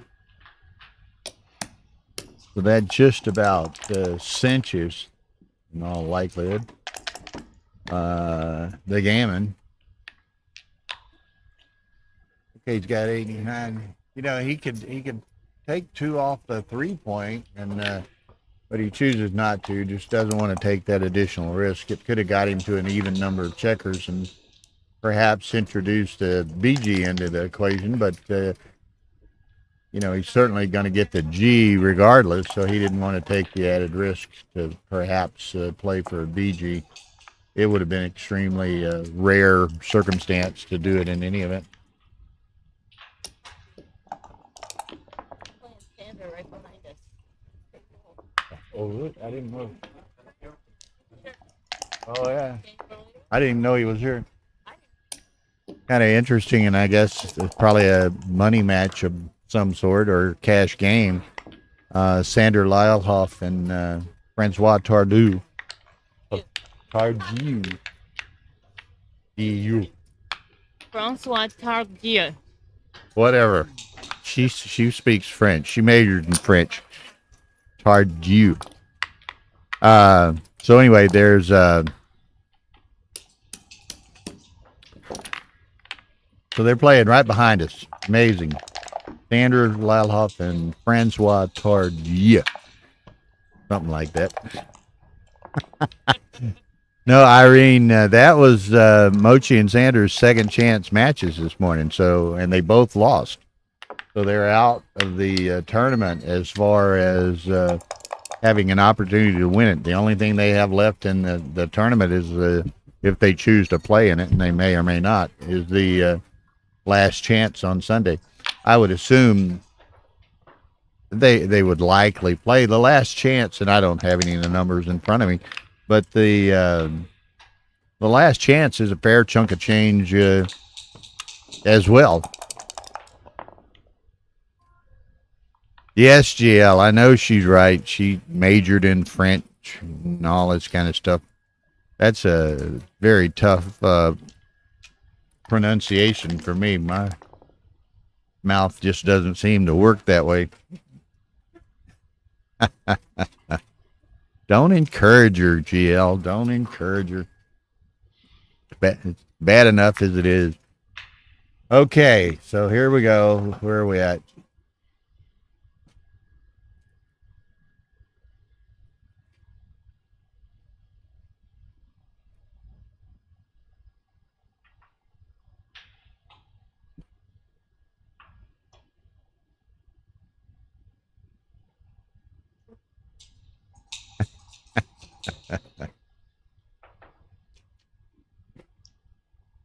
Okay, Petco still yet contemplating what he's going to do with his 4-5. Okay, you see, Car is right, Bill, as usual. That's GL.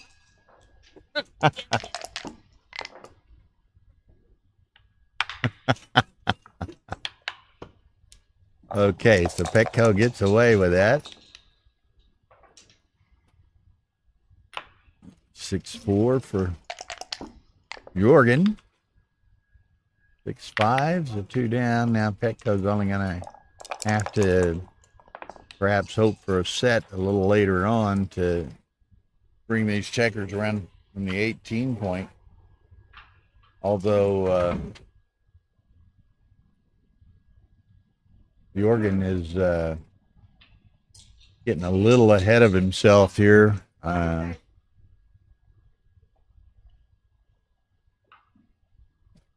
don't know if it's the right term. No, and in fact, I have been told, what is there, Tyler? There's a new Backgammon World Championship website. Is that correct?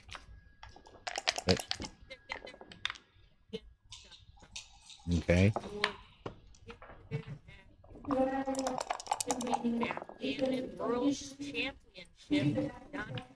I think that's right. And I was told this morning by Mark Olson that at their new website, BWC.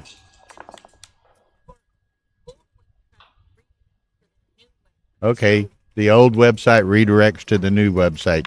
So you can go get there through BWCMC.com or BackgammonWorldChampionship.com.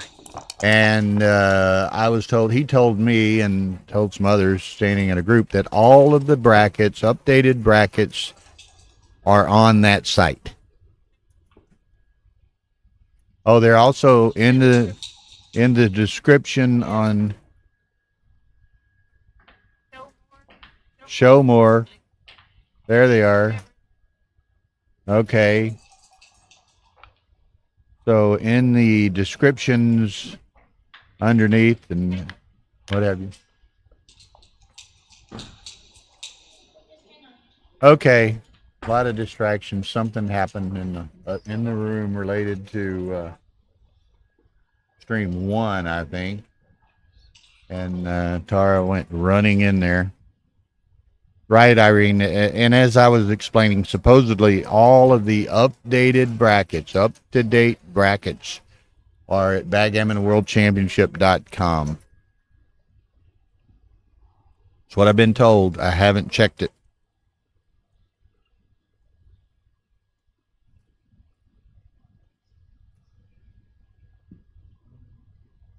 In fact, if one of y'all are sitting around with nothing to do, go to BackgammonWorldChampionship.com and see if the brackets are there and let me know. Okay, so Petco did a little serious counting and decided that he would send this cube. Jorgen lets it go. 4-3 Petco. I have experience in this room. There will not be a repeat champion, so there will be a new champion.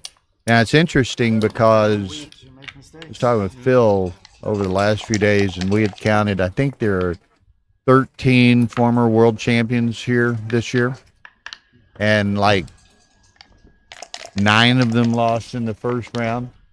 So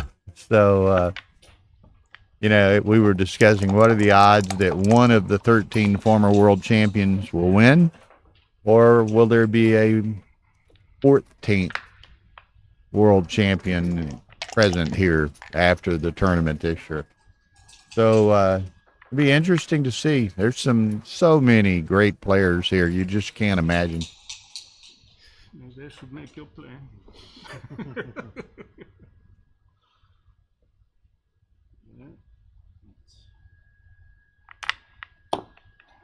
No profit from you.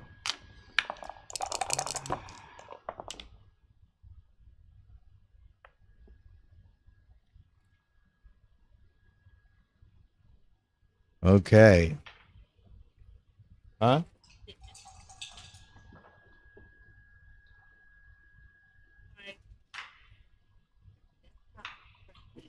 On stream 1.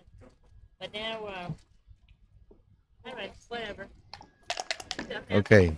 So GL, you're telling me the brackets are there, and Roysette is here. Jocks. All the several Norwegians are here. I've seen. I guess. The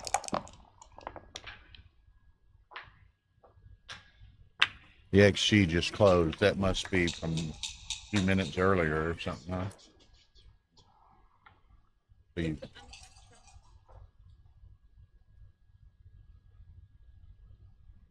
Okay. Okay, where am I? So many things going on. Peter Alberry's that boy from the Bahamas there. Raymond Lightbourne. No, Raymond Lightbourne is not here.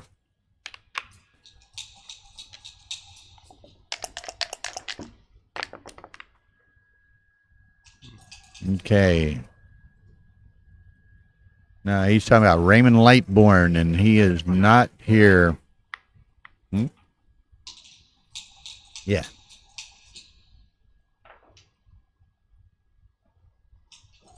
That's GL. That's the guy that has the boating operation or charter business or something in the Bahamas. He was in San Antonio this year. I think you might have met him. Okay. Jorgen gets to send one back Petco's way.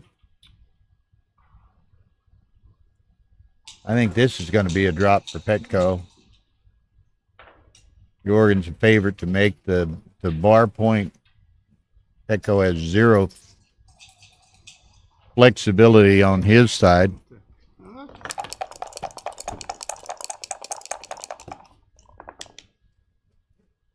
Yeah, I don't know if there's any Austrians here or not. I'm not that familiar with them necessarily, but I don't know of any that. So Petco did take that cube. Surprising to me, Jorgen did make the bar point, which he was a favorite to do. And now he's picked up two of Petco's checkers. So Petco hits one back. So both very dynamic positions. Somebody could get a wound that leaves a scar out of this game.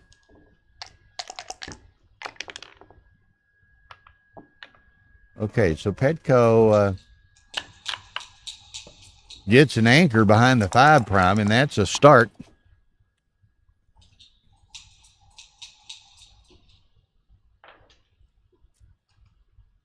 $6-5 for Jorgen. What do we want to do with that?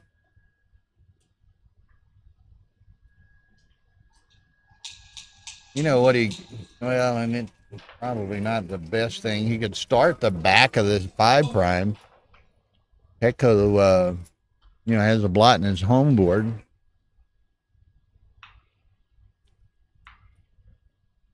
Yeah, Bernhard is your best. I know Bernhard well. So, in the World Team Championship at Skopje in, about a month or something? Great tournament. We were fortunate enough to stream and provide commentary and what have you at Trier, Germany 2 years ago in the World Team Championship, and that was a tremendous tournament, tremendous event, tremendous venue. Skopje was on our list this year, but we just ended up with too many gigs and too much travel, and we scratched Skopje. But we were coming from the States, and this year we were in at the Istvater tournament in Istanbul. We're here in Monte-Carlo. We're going to be providing these services at Dubai in September, and then potentially we're going to Cyprus in November. So that's 4 trips across the pond, and could have been a 5th, but we just ended up feeling like we have to scratch something. Skopje. And we can't, part of that not only is wear and tear on us and all the time and everything. We greatly miss our little pet dachshund and hate to board him as much as we do, and didn't want to board him even more.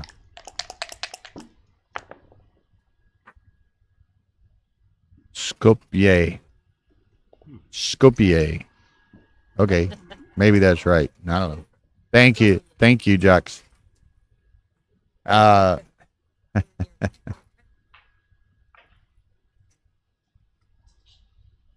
It just is a cute, interesting aside. You know, we have our little dachshund who's boarded right now, and we can't wait to get back home and see him. But it was interesting. There was a couple came in here in the playing room yesterday afternoon with 2 dachshunds. And, of course, Tara, being the dachshund person that she is, the dachshund whisperer, she said, she made it was so funny. They had these 2 dachshunds, and the woman, you know, the people with the man and woman, they said, oh, you know, this one's really nice, but this one's a meanie. Don't get close to him, you know. Don't reach out and pet him. Don't do it. And before long, they're both just all over Tara, including Mr. Meanie. And then they went to leave, and Mr. Meanie they were having to like drag him on his leash to get him to leave her. And then we saw another dachshund last night at dinner. So, okay, so Petco trying to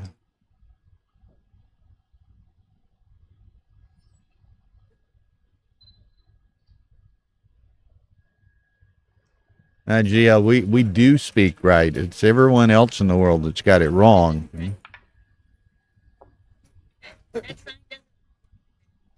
Oh, no, not Nesh.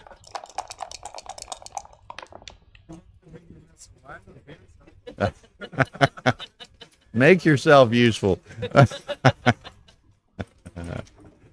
Okay, so interesting it is.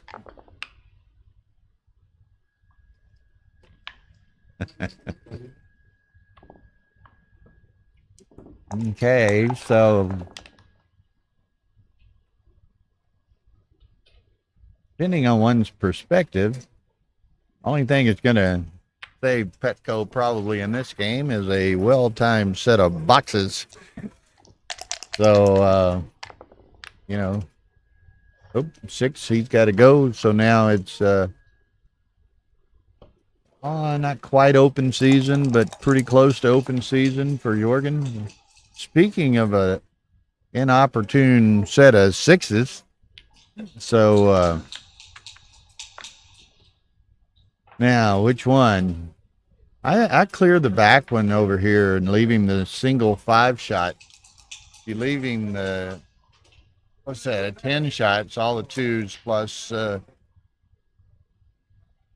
some 10s plus the 3 10s. There's 3 more shots. So that's the one to move.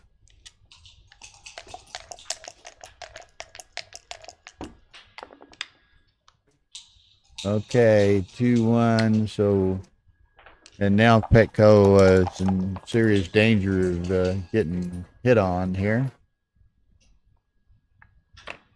Pick and pass.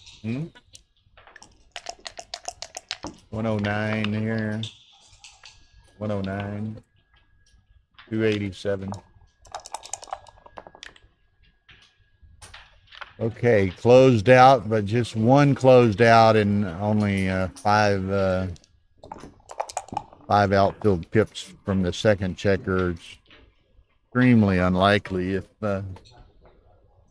Petco would get G'd here. So the slow procession to 11 by each of these guys will probably continue.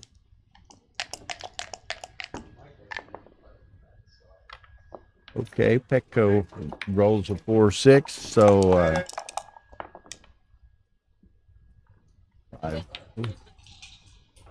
yeah, we need to at some point.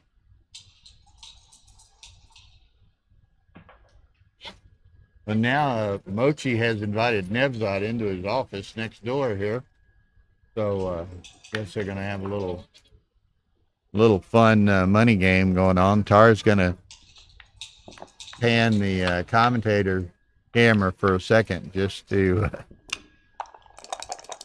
here we got two former world champions sitting next to us playing. Nevzat, Duggan, and Mochi be playing, I presume, a little cash game or something over there. Okay, Petco He's going to beat this, so it's going to be 5-4 Jorgen.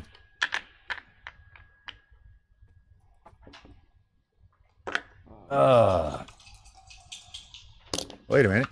Where are you going?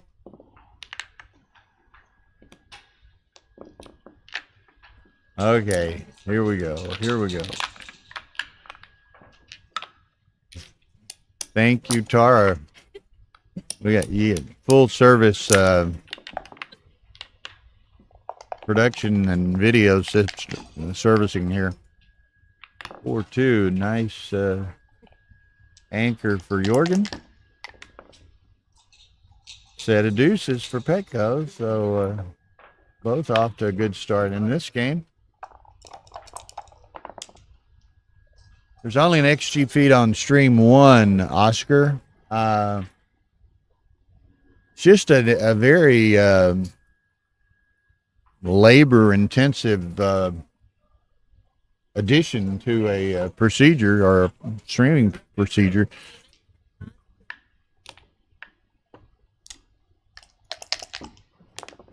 Transcriber plus a backup transcriber for each transcriber. And you need a dedicated machine too. Yeah, I mean, if you for every XG feed you provide, you have to have a dedicated transcriber and preferably a backup. You need a dedicated computer, and these computers we're using here are gaming laptops, very, very fast, fairly expensive, and it's just so labor intensive that it's difficult to do. So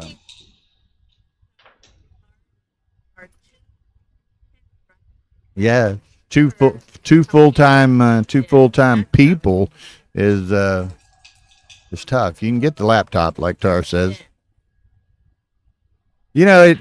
Oscar, it's funny because there's a number of people who have your perspective, and there are probably, and we talk to a lot of people because we do so much streaming around the world, but there's a lot of people with your perspective. There's probably as many or more that don't like it.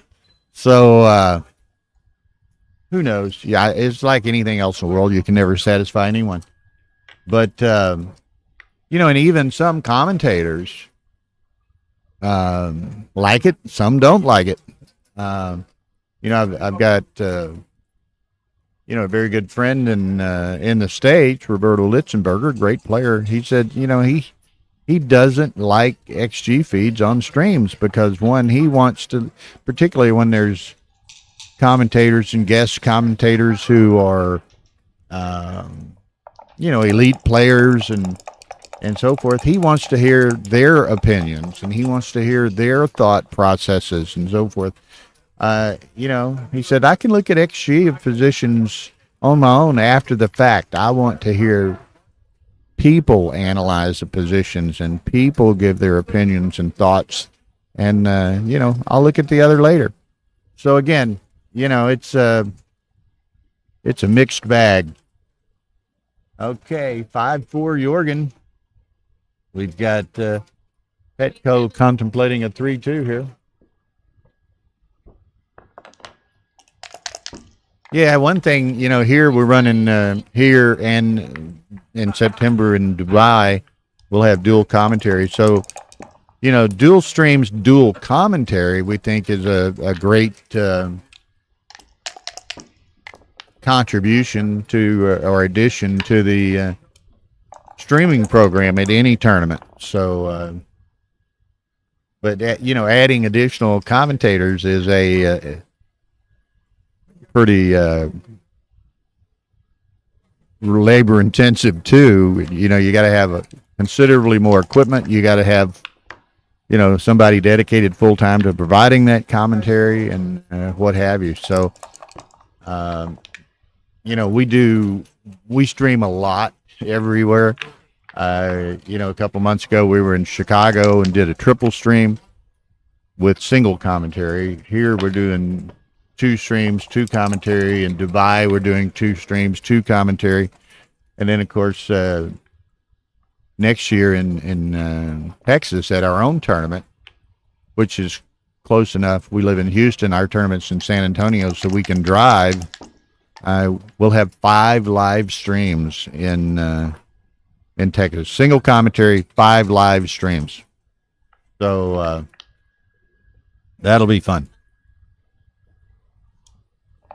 Yeah, single commentary, live transcription. On that stream 1, if you will. But we'll have streams 2, 3, 4, and 5 as well. Yeah, Nick Blazer will be doing the commentary. Aviv Ziva, who's the transcriber here, young Israeli gentleman, will be the transcriber in San Antonio as well.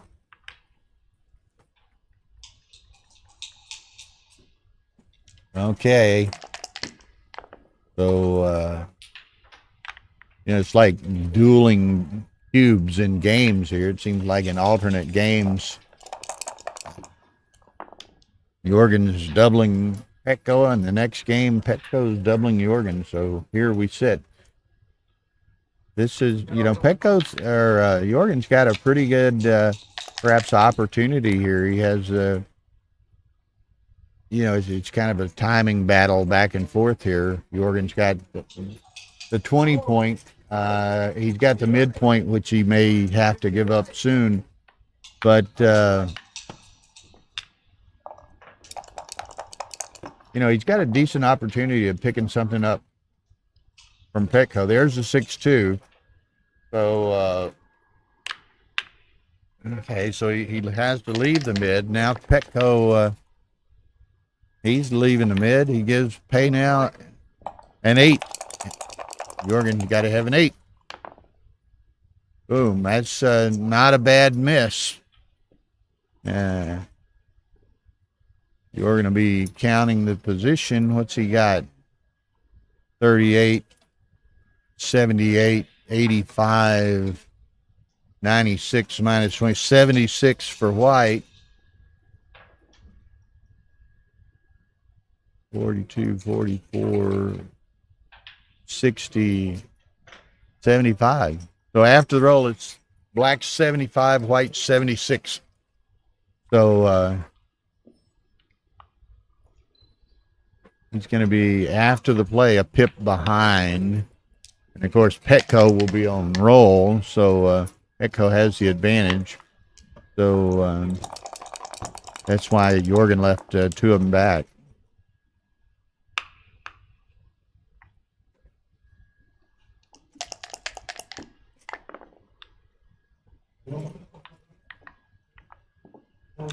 Okay.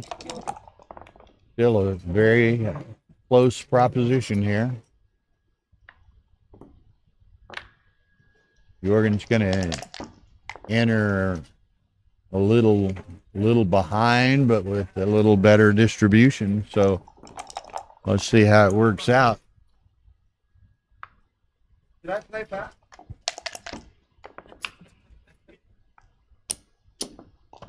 Okay.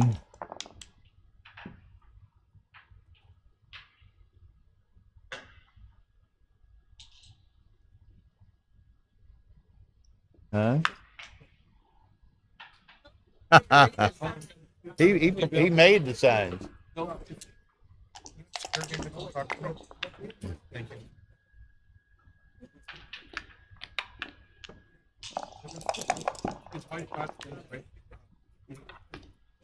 is this? Slavia, 3-time world champion. That's Jorgen. 3-time world champion medalist. Nah, he's only 2-time world champion medalist. Petco lost to Eli Royme and to Didier Asara.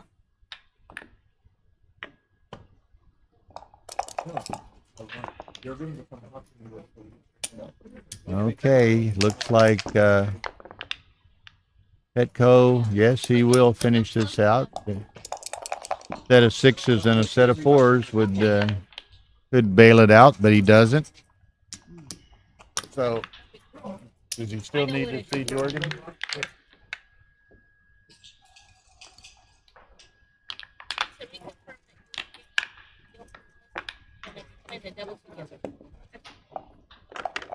Okay, 6-5 Petco. And what's going on over here? I'm just taking a glance.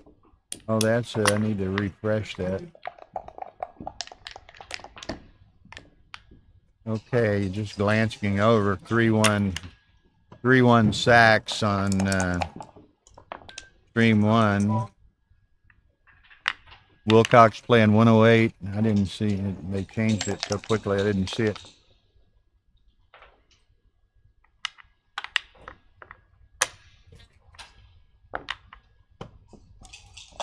.106 and 5-6 or something like that. So Sachs leads 3-1, but he's playing 5.5, and Wilcox was playing 108.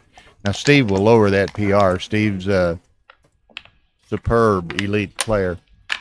Okay, that ace just makes it nice. Jorgen hits.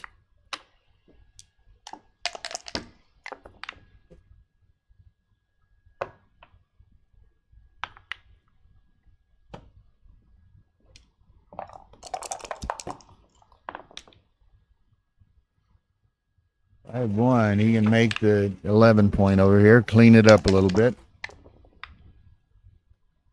6-2. So does he come to the 7 or the 18? No, I'm coming to the 18, I think. But Petco says, Bill, you're wrong.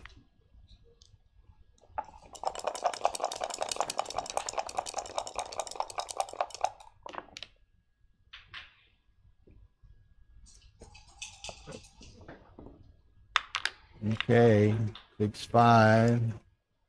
That's the obviously the 6. Now what's the 5? Does he hit on the ace? Does he go to the deuce? Goes to the deuce. Plays with a single shot and minimal.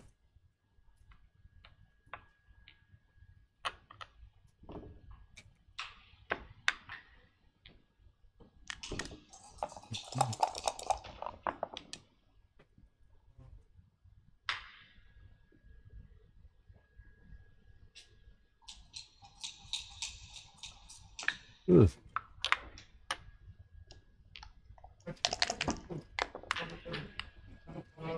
Five, 2.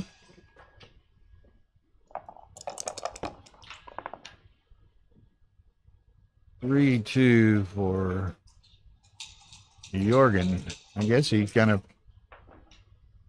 play him to the 8 and 9, perhaps.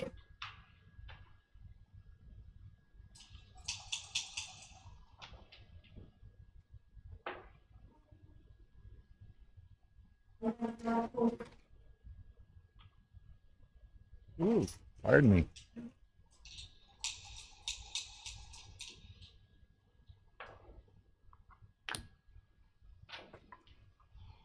Okay, he's gonna. He wants to split the back to facilitate getting an advanced anchor or fleeing from the back, but like the looks of it, I thought he might play 11-8, 11-9, but nope, he's going to play it that way, split the back.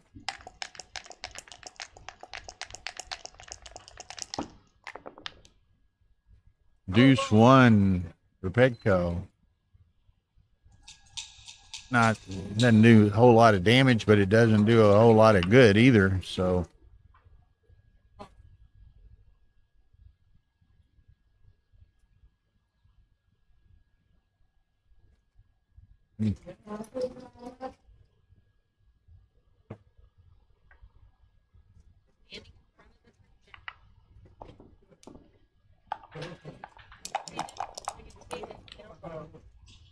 not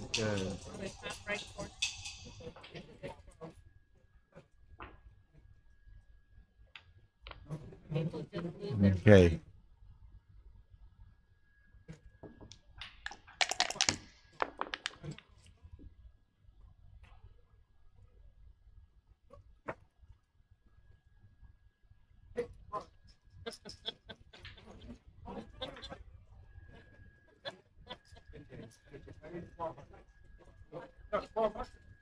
4 times 3, 12.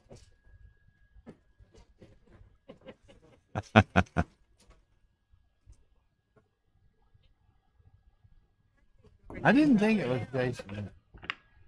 He's too tall. Jason's short.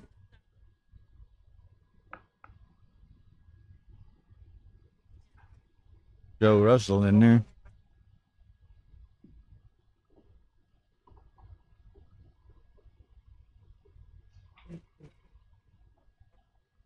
Okay.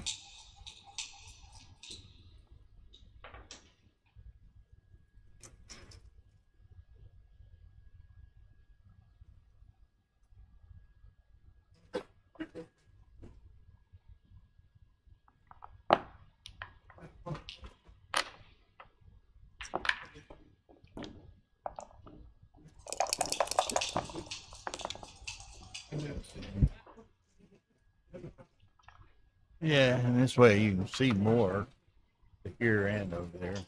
And you're Doesn't next, really make a you're difference. next to me.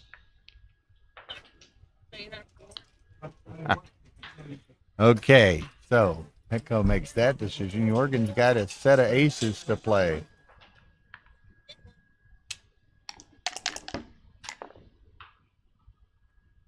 5-3.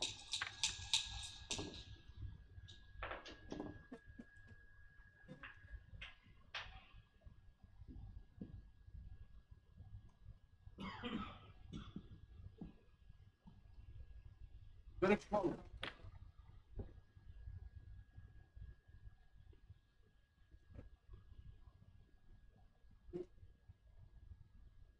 And it's not really a position Petco likes, but he's not really have many other options necessarily. Hit loose like that in your home board, but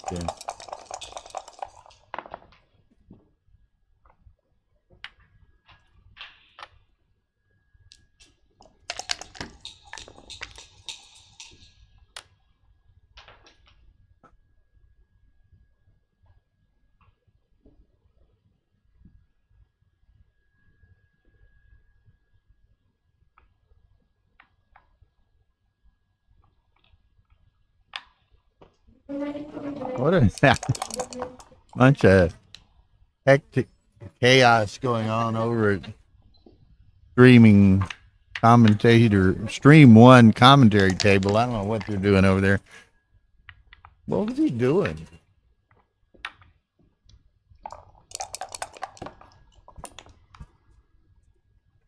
Oh, oh. Ah, okay.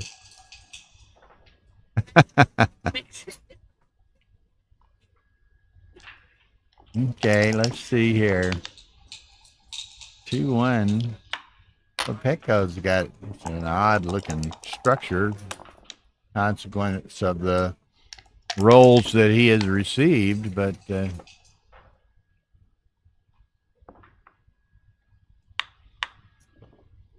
dupes the 3 here. Dance.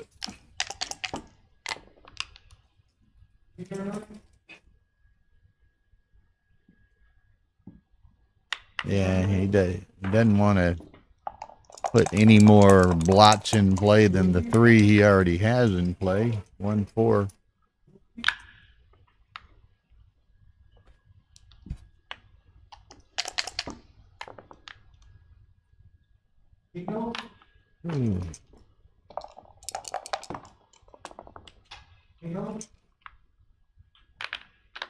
Okay.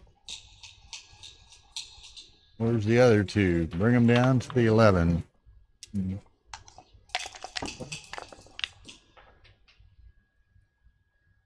5-1. Yeah, he wants that war point. He has 2 anchors, so if he gets hit, it's not the end of the world. He gets to recirculate a checker. Okay. 1-6. Now, Jorgen's going to be pondering a little cube here.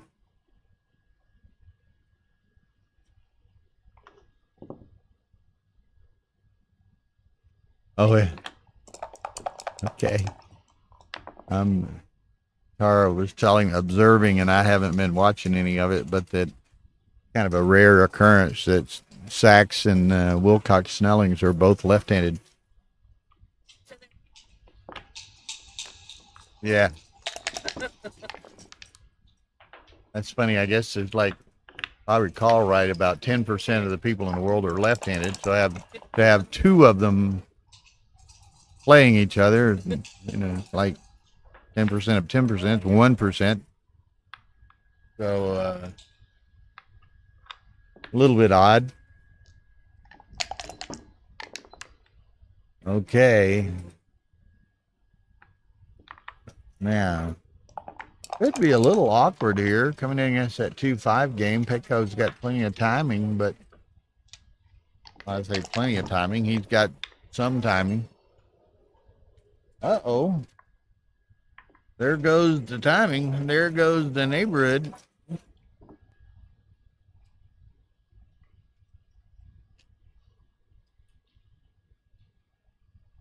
Oh, pardon me. He could move out to the 16.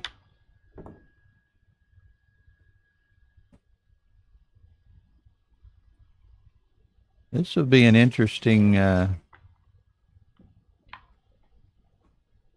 that.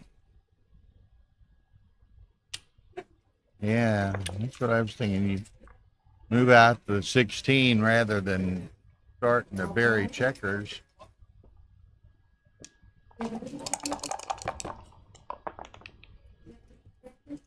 5-2 by Jorgen. So now Jorgen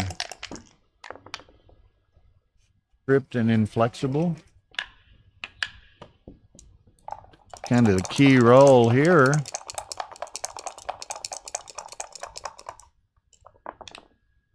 Boom, 4-3. That, I believe, is a shot.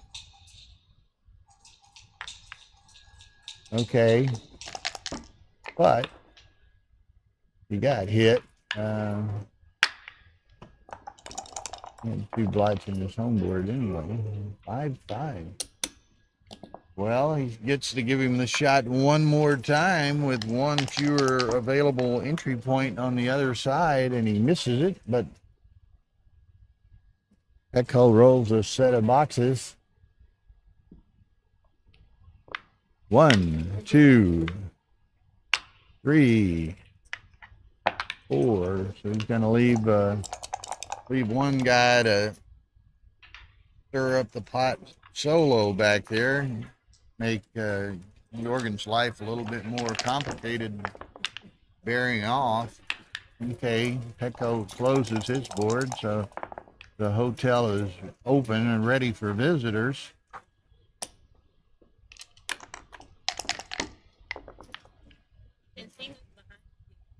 Yeah. Mr. Thorsten Hoyer behind us there. Oh, they're gorgeous. You're going so many beautiful Montcalm and Open. One of the beautiful city in Gotta love. And the lemons. Did you bring some lemons? Lemon. They're famous for their lemons. They have like an annual, like a lemon festival.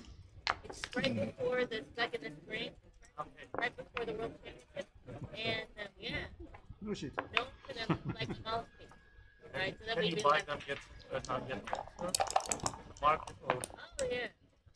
when I go to Macau in the next few days, as I am out of the tournament, or lately on Monday or Tuesday, Wednesday, and Okay. manufacturing of So it looks like Jorgen's going to walk this one on home for an 7-6 lead. So really interesting stuff going on.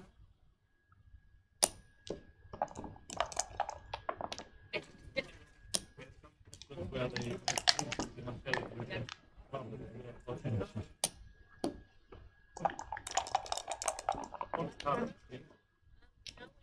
Go to Pinocchio.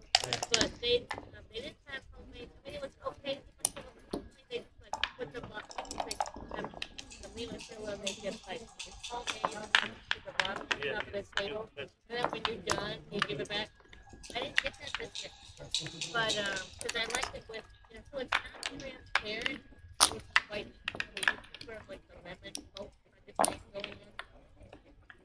And we have one there's also Italian, and they make also the by themselves, and they have Okay. some, So these guys, we've got a good battle going on here, which we might anticipate between, some ingredients. you know, two stars such as Petco and Jorgen. I mean, it's pretty much, it's kind of interesting. I mean, in the world of backgammon, both of these guys are identifiable and recognizable simply by their first names. So I think when you achieve that status, you must be pretty good. Basil infused limoncello. Oh my god. Basin and what? Basil and what? Homemade limoncello from Beausoleil. There you go.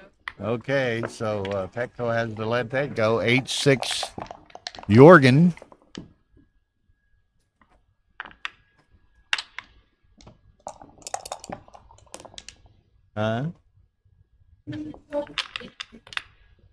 Well, we'll have to go check the brackets. Yeah. Because the next streamed matches will depend on the results of the matches going on now.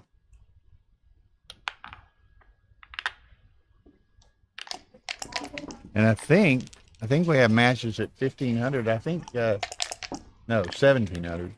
I think double starts at 1730 or something. But Good thing. Stuck them. man, look at this. This is a set of aces where you can't play any, not any choices to play.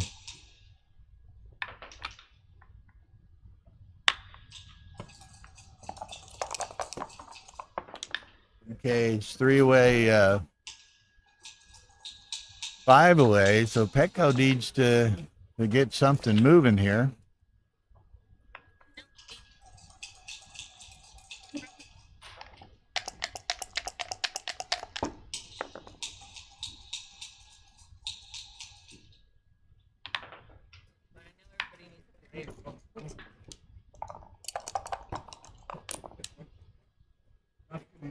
Four twos, so it makes the point and starts another.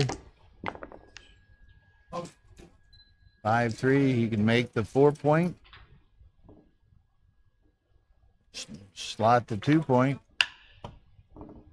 Okay.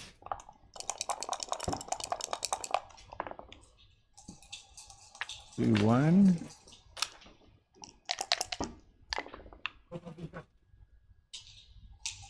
That's a shot somewhere. 6-1.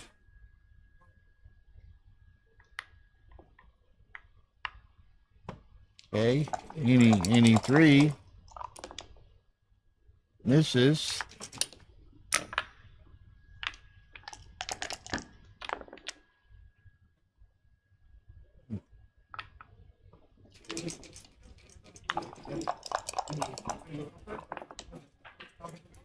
Six, 4.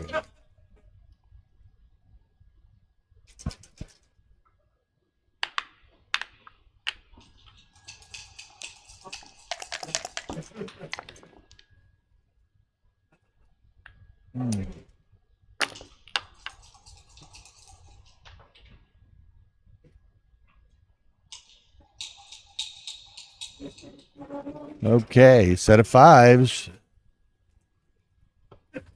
Likes that. Now he's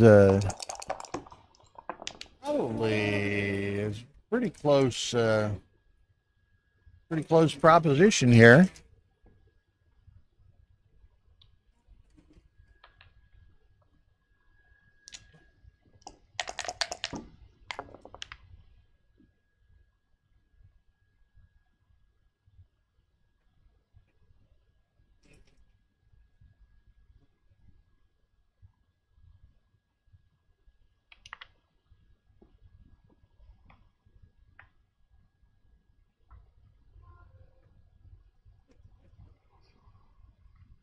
And it's kind of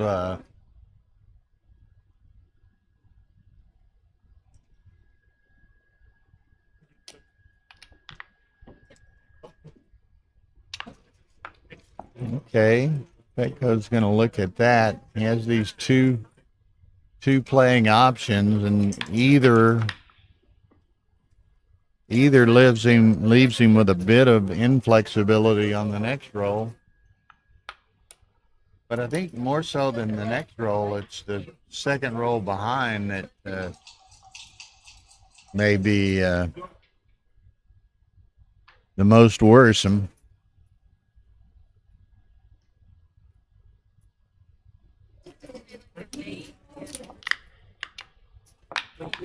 Okay, that and he can play 2 off the 8 relatively easily.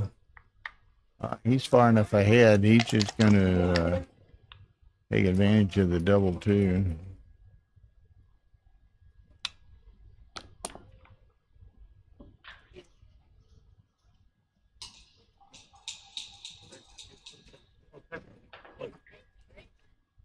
Bakar is in the house.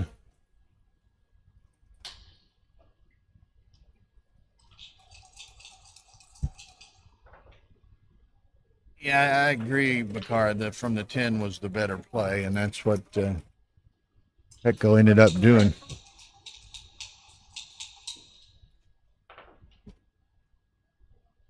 Four, 3.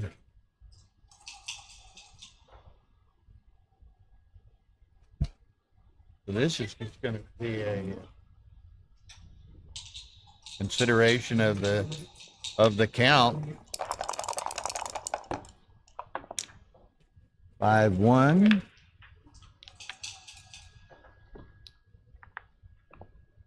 Huh?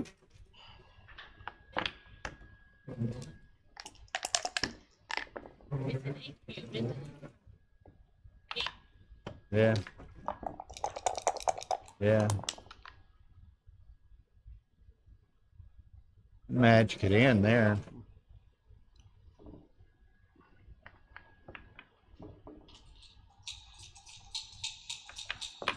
May end right there. Okay, so still it's very, very close. What's that? 40. What's that? 10, 41, 67. 67, 40. Very, very, very close.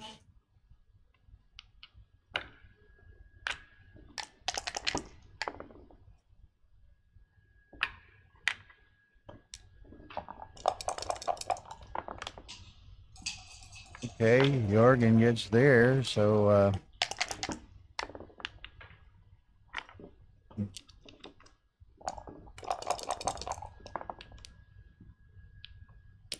okay, not exactly what Jorgen had in mind, but Petco can't take advantage of Jorgen's 2-1 as he only rolls a 3-1 himself. 4-3. Petco needs to get something going. 6-4 is pretty nice. He picked up 3 pips on that exchange.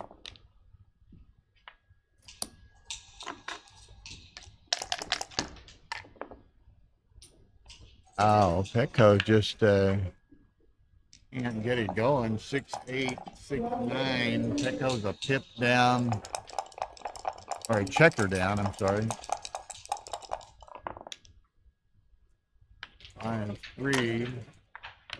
So he's there'll be no misses next roll in Jorgen's future. Petco keeps rolling 2-1s like they're charms or something. Okay, this is going to take a while. Coach got 7, or Jorgen's got 7 checkers, 27 pips, 27, 33. 7 checkers, 33. 7 checkers, 27. Petco lets it go, 9. to 6.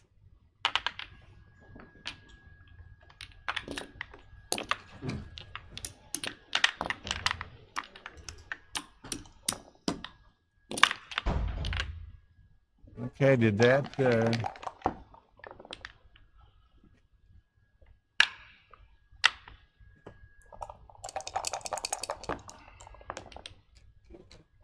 okay. So Sachs got out of that. Wow. Sachs leads 12-1 on stream 1 against Wilcox.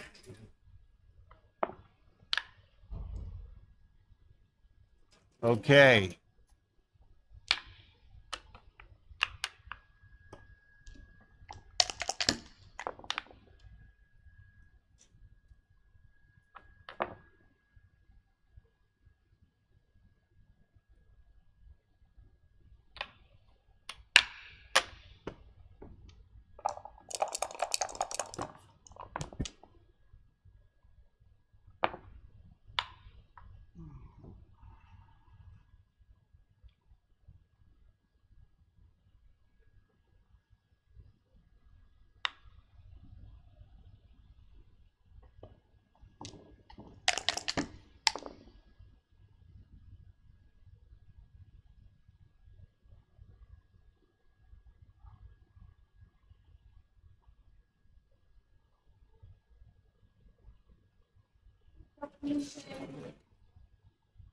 You know, that's the deal with these second chance matches.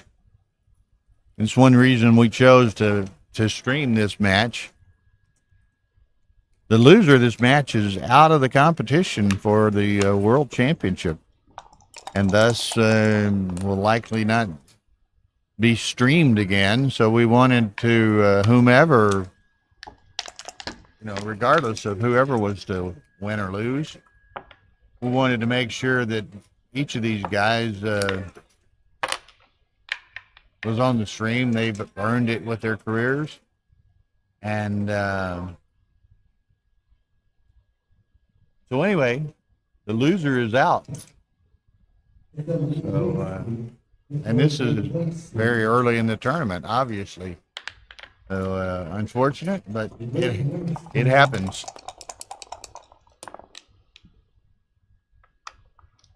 4, 5, 2.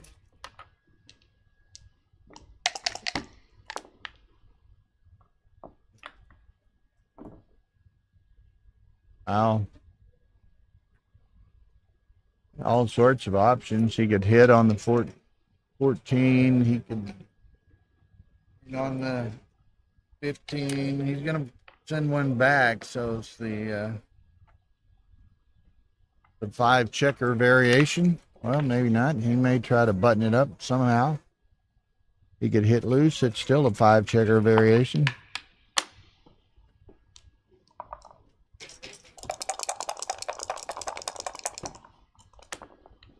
Whoops. 3-1. Hit, so Petco 6 back. He's trying a bloodless coup of Jorgen's homeboard there.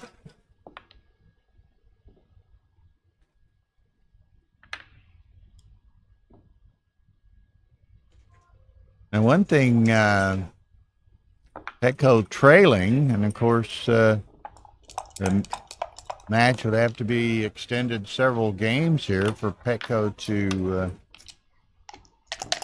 catch back up and come back to win the tournament, perhaps. But he's going to have to really watch this clock.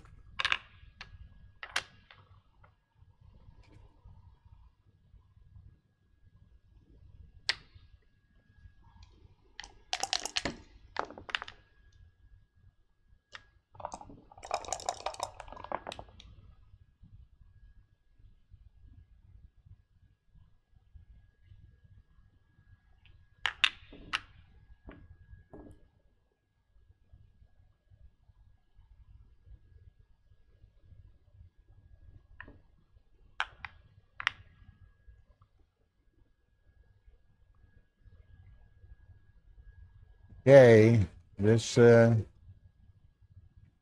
is getting dangerous for Petco.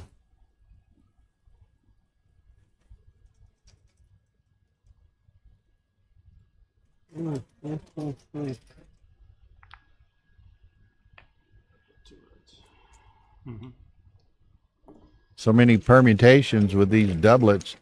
You know, one thing that a lot of people fall victim to of sorts is when they roll a set of doubles, they move the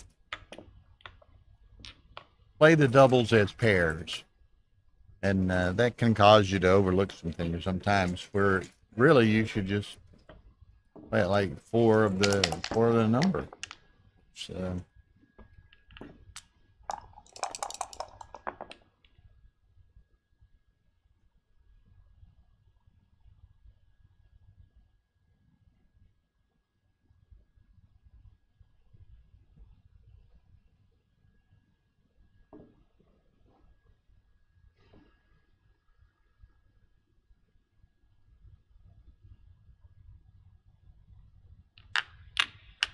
It'll be interesting. Again, Petco's got the two anchors, so he's got all the time in the world. So he's just gonna sit on it. Let Jorgen keep playing. Hopefully gets a late shot as he is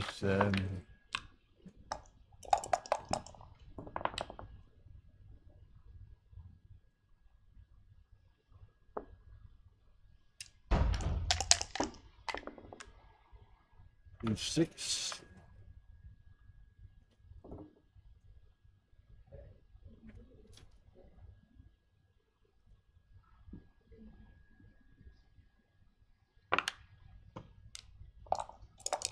Okay. Ace, deuce.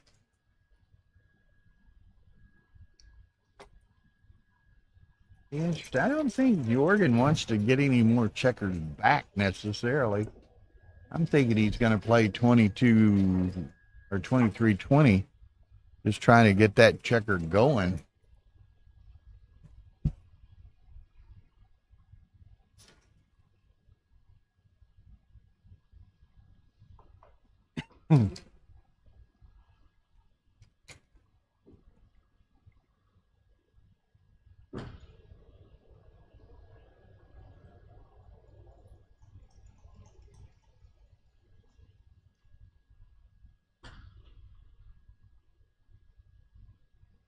Jorgen contemplating this one long and hard.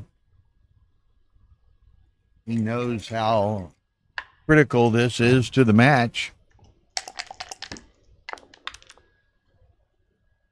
2-3.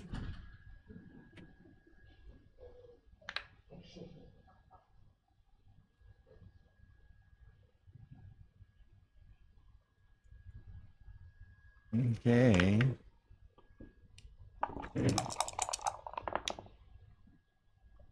Six, two, that and that.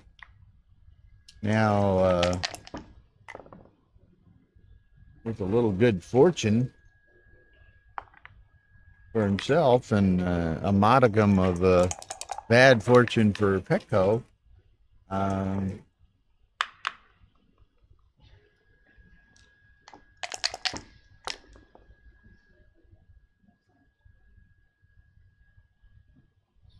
6-3.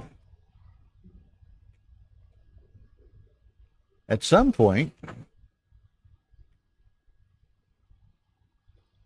you know, you got to move and ultimately perhaps recirculate those spares on a 2 and a 5, so that you just don't want to put yourself into a position to seriously crunch when you have checkers, when you have that many spares.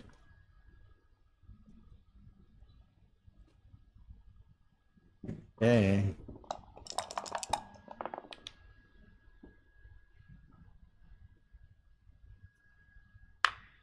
Four and 1. 2-2. Petco can make that slot and Put his finger there. Now, as we can see, oh, set of fours. What's that gonna do?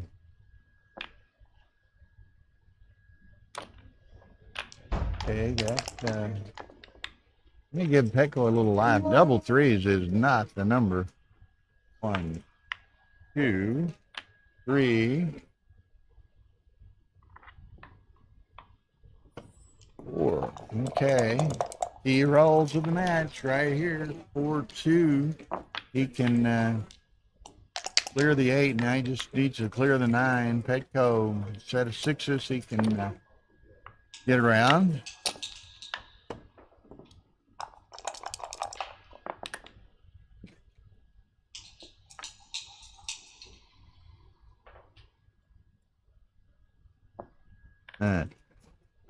So this could be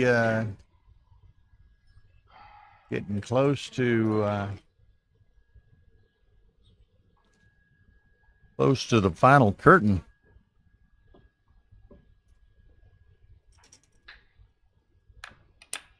And 6.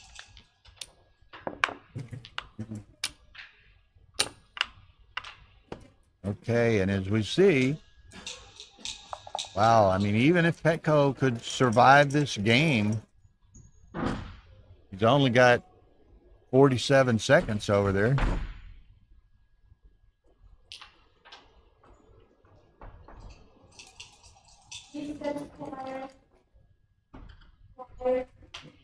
Okay. Don't know your own strength sometimes. Okay, so so he cashes rather than give Petco perhaps an opportunity to yeah, so it's going to be Crawford and Petco. You know, that's the thing. Yeah. So it's going to have to be at least 2 games, maybe 3 games, and Petco's sitting on 47 seconds. So he can play fast, but it does compromise your your efficiency and proficiency when you're playing with little or no time. 6-2, he's going to run the back. Oh, he's going to run down. Okay. Now, this, of course, is the Crawford game. The first game after someone gets within 1 point of the match length, the cube is frozen for that one game. So neither player has access to the cube this game. Oh, wow. He's going to hit with the 4-2, hit 2. Dance. Got to make the bar, I think. Well, again, there's 2 in the air, so you might can do a little bit, make it even a little bit more flexible than that, and that's what he does. 5-3. The Organ full blitz mode if he can get away with it. There's the 5 point. He'd like it. He's gonna hit 2.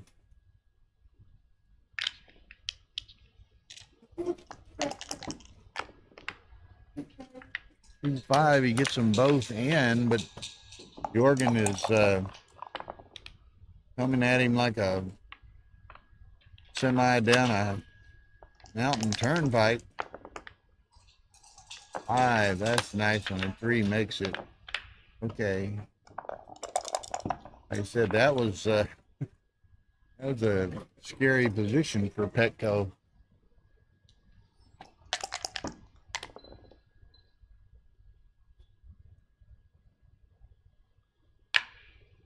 Okay, he's Petco's got to have a board at some point, and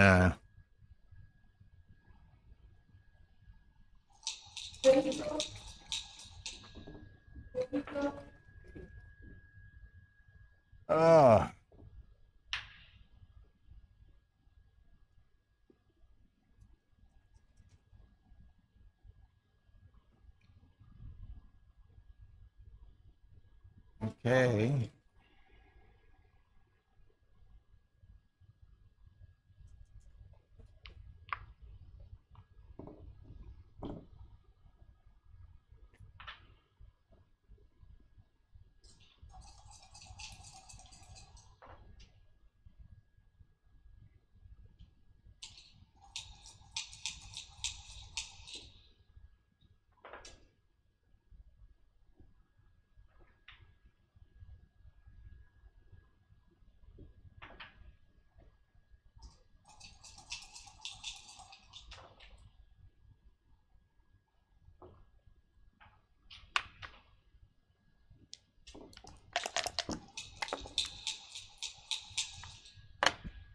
Okay. Now, what's Jorgen able to do? Aces. That'll play well.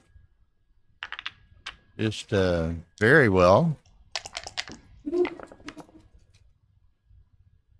5-1. He plays it to the 3. Petco's in a world of hurt here. 6-5. He's in a world of more pain. They've cut off the anesthesia almost. It's bite the bullet. Okay.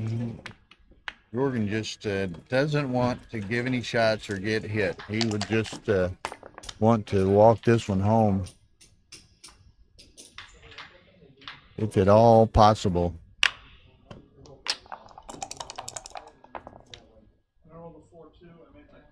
Okay. 2, 3, 4. Nice little roll. Petco makes the 4-point, has the best 4-point board. Now what do you do? See, I don't think I want to come to the 11 because I don't want those within direct shot distance. I try to clear the last checker, so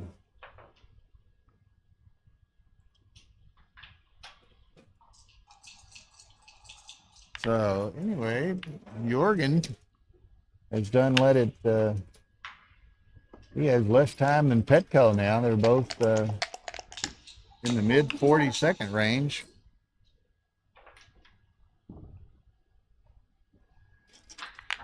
Yeah, I kind of do that. Save a couple of crossovers. Set of 5s. That'll work.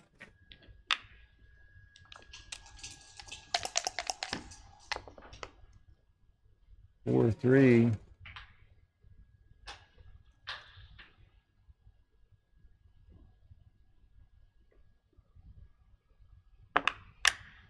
Okay. Has to break one of the anchors. 4, 2. Again, like that. Just 4, 2 again. Not enough time. Maybe 3-1. That's a very, very nice roll. 1-6. So, you know, stranger things have happened, but Petco's in a world of hurt here.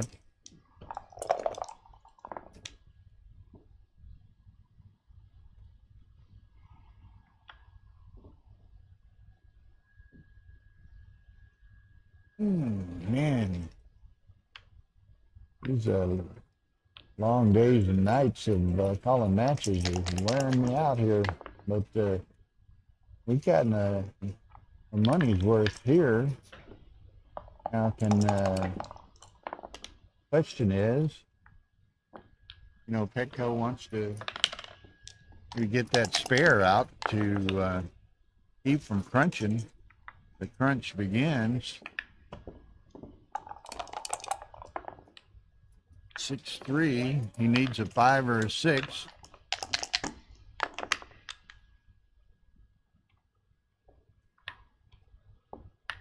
Well, this one is getting there. 5-3.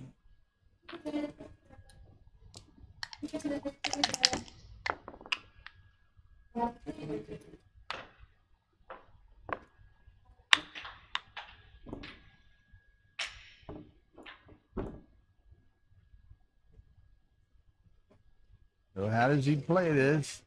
1. Okay, Jorgen. 5-1.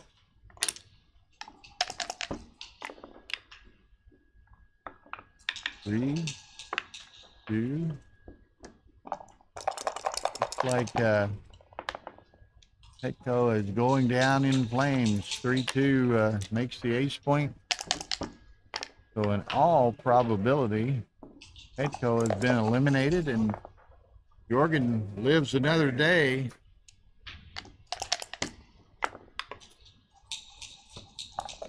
Well, 3.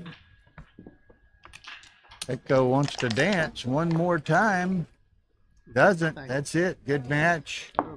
Jorgen Grandstedt knocks Petco Kostadinov out of the tournament and advances himself. So good match, guys. Hope y'all enjoyed it. We're going to have more matches at 1700, which is 5 o'clock here. And of course, I'm going to go check on what matches we're going to have at that time. And the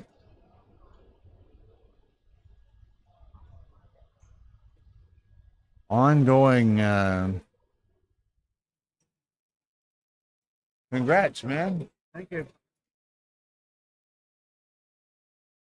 Oh, Rory was looking for you too. Who? Rory. Some question about doubles. He wanted to talk to you.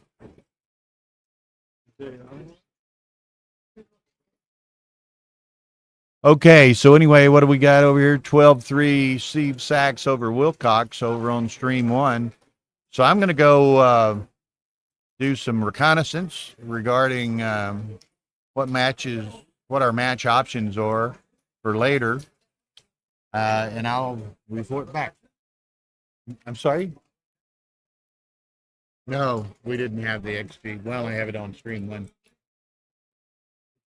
Yeah.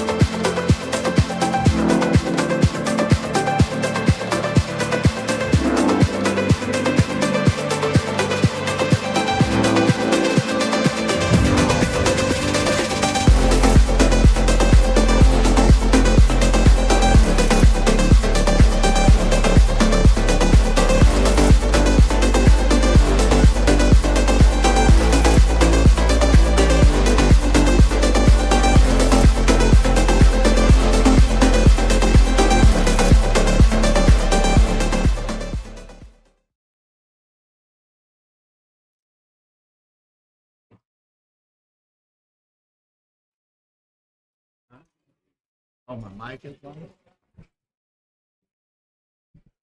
Okay, we're going to shut down stream 2 here in a few minutes, and as soon as the Sachs and Snelling's match is over, we're going to shut down stream 1, and we will resume streaming at 10 p.m.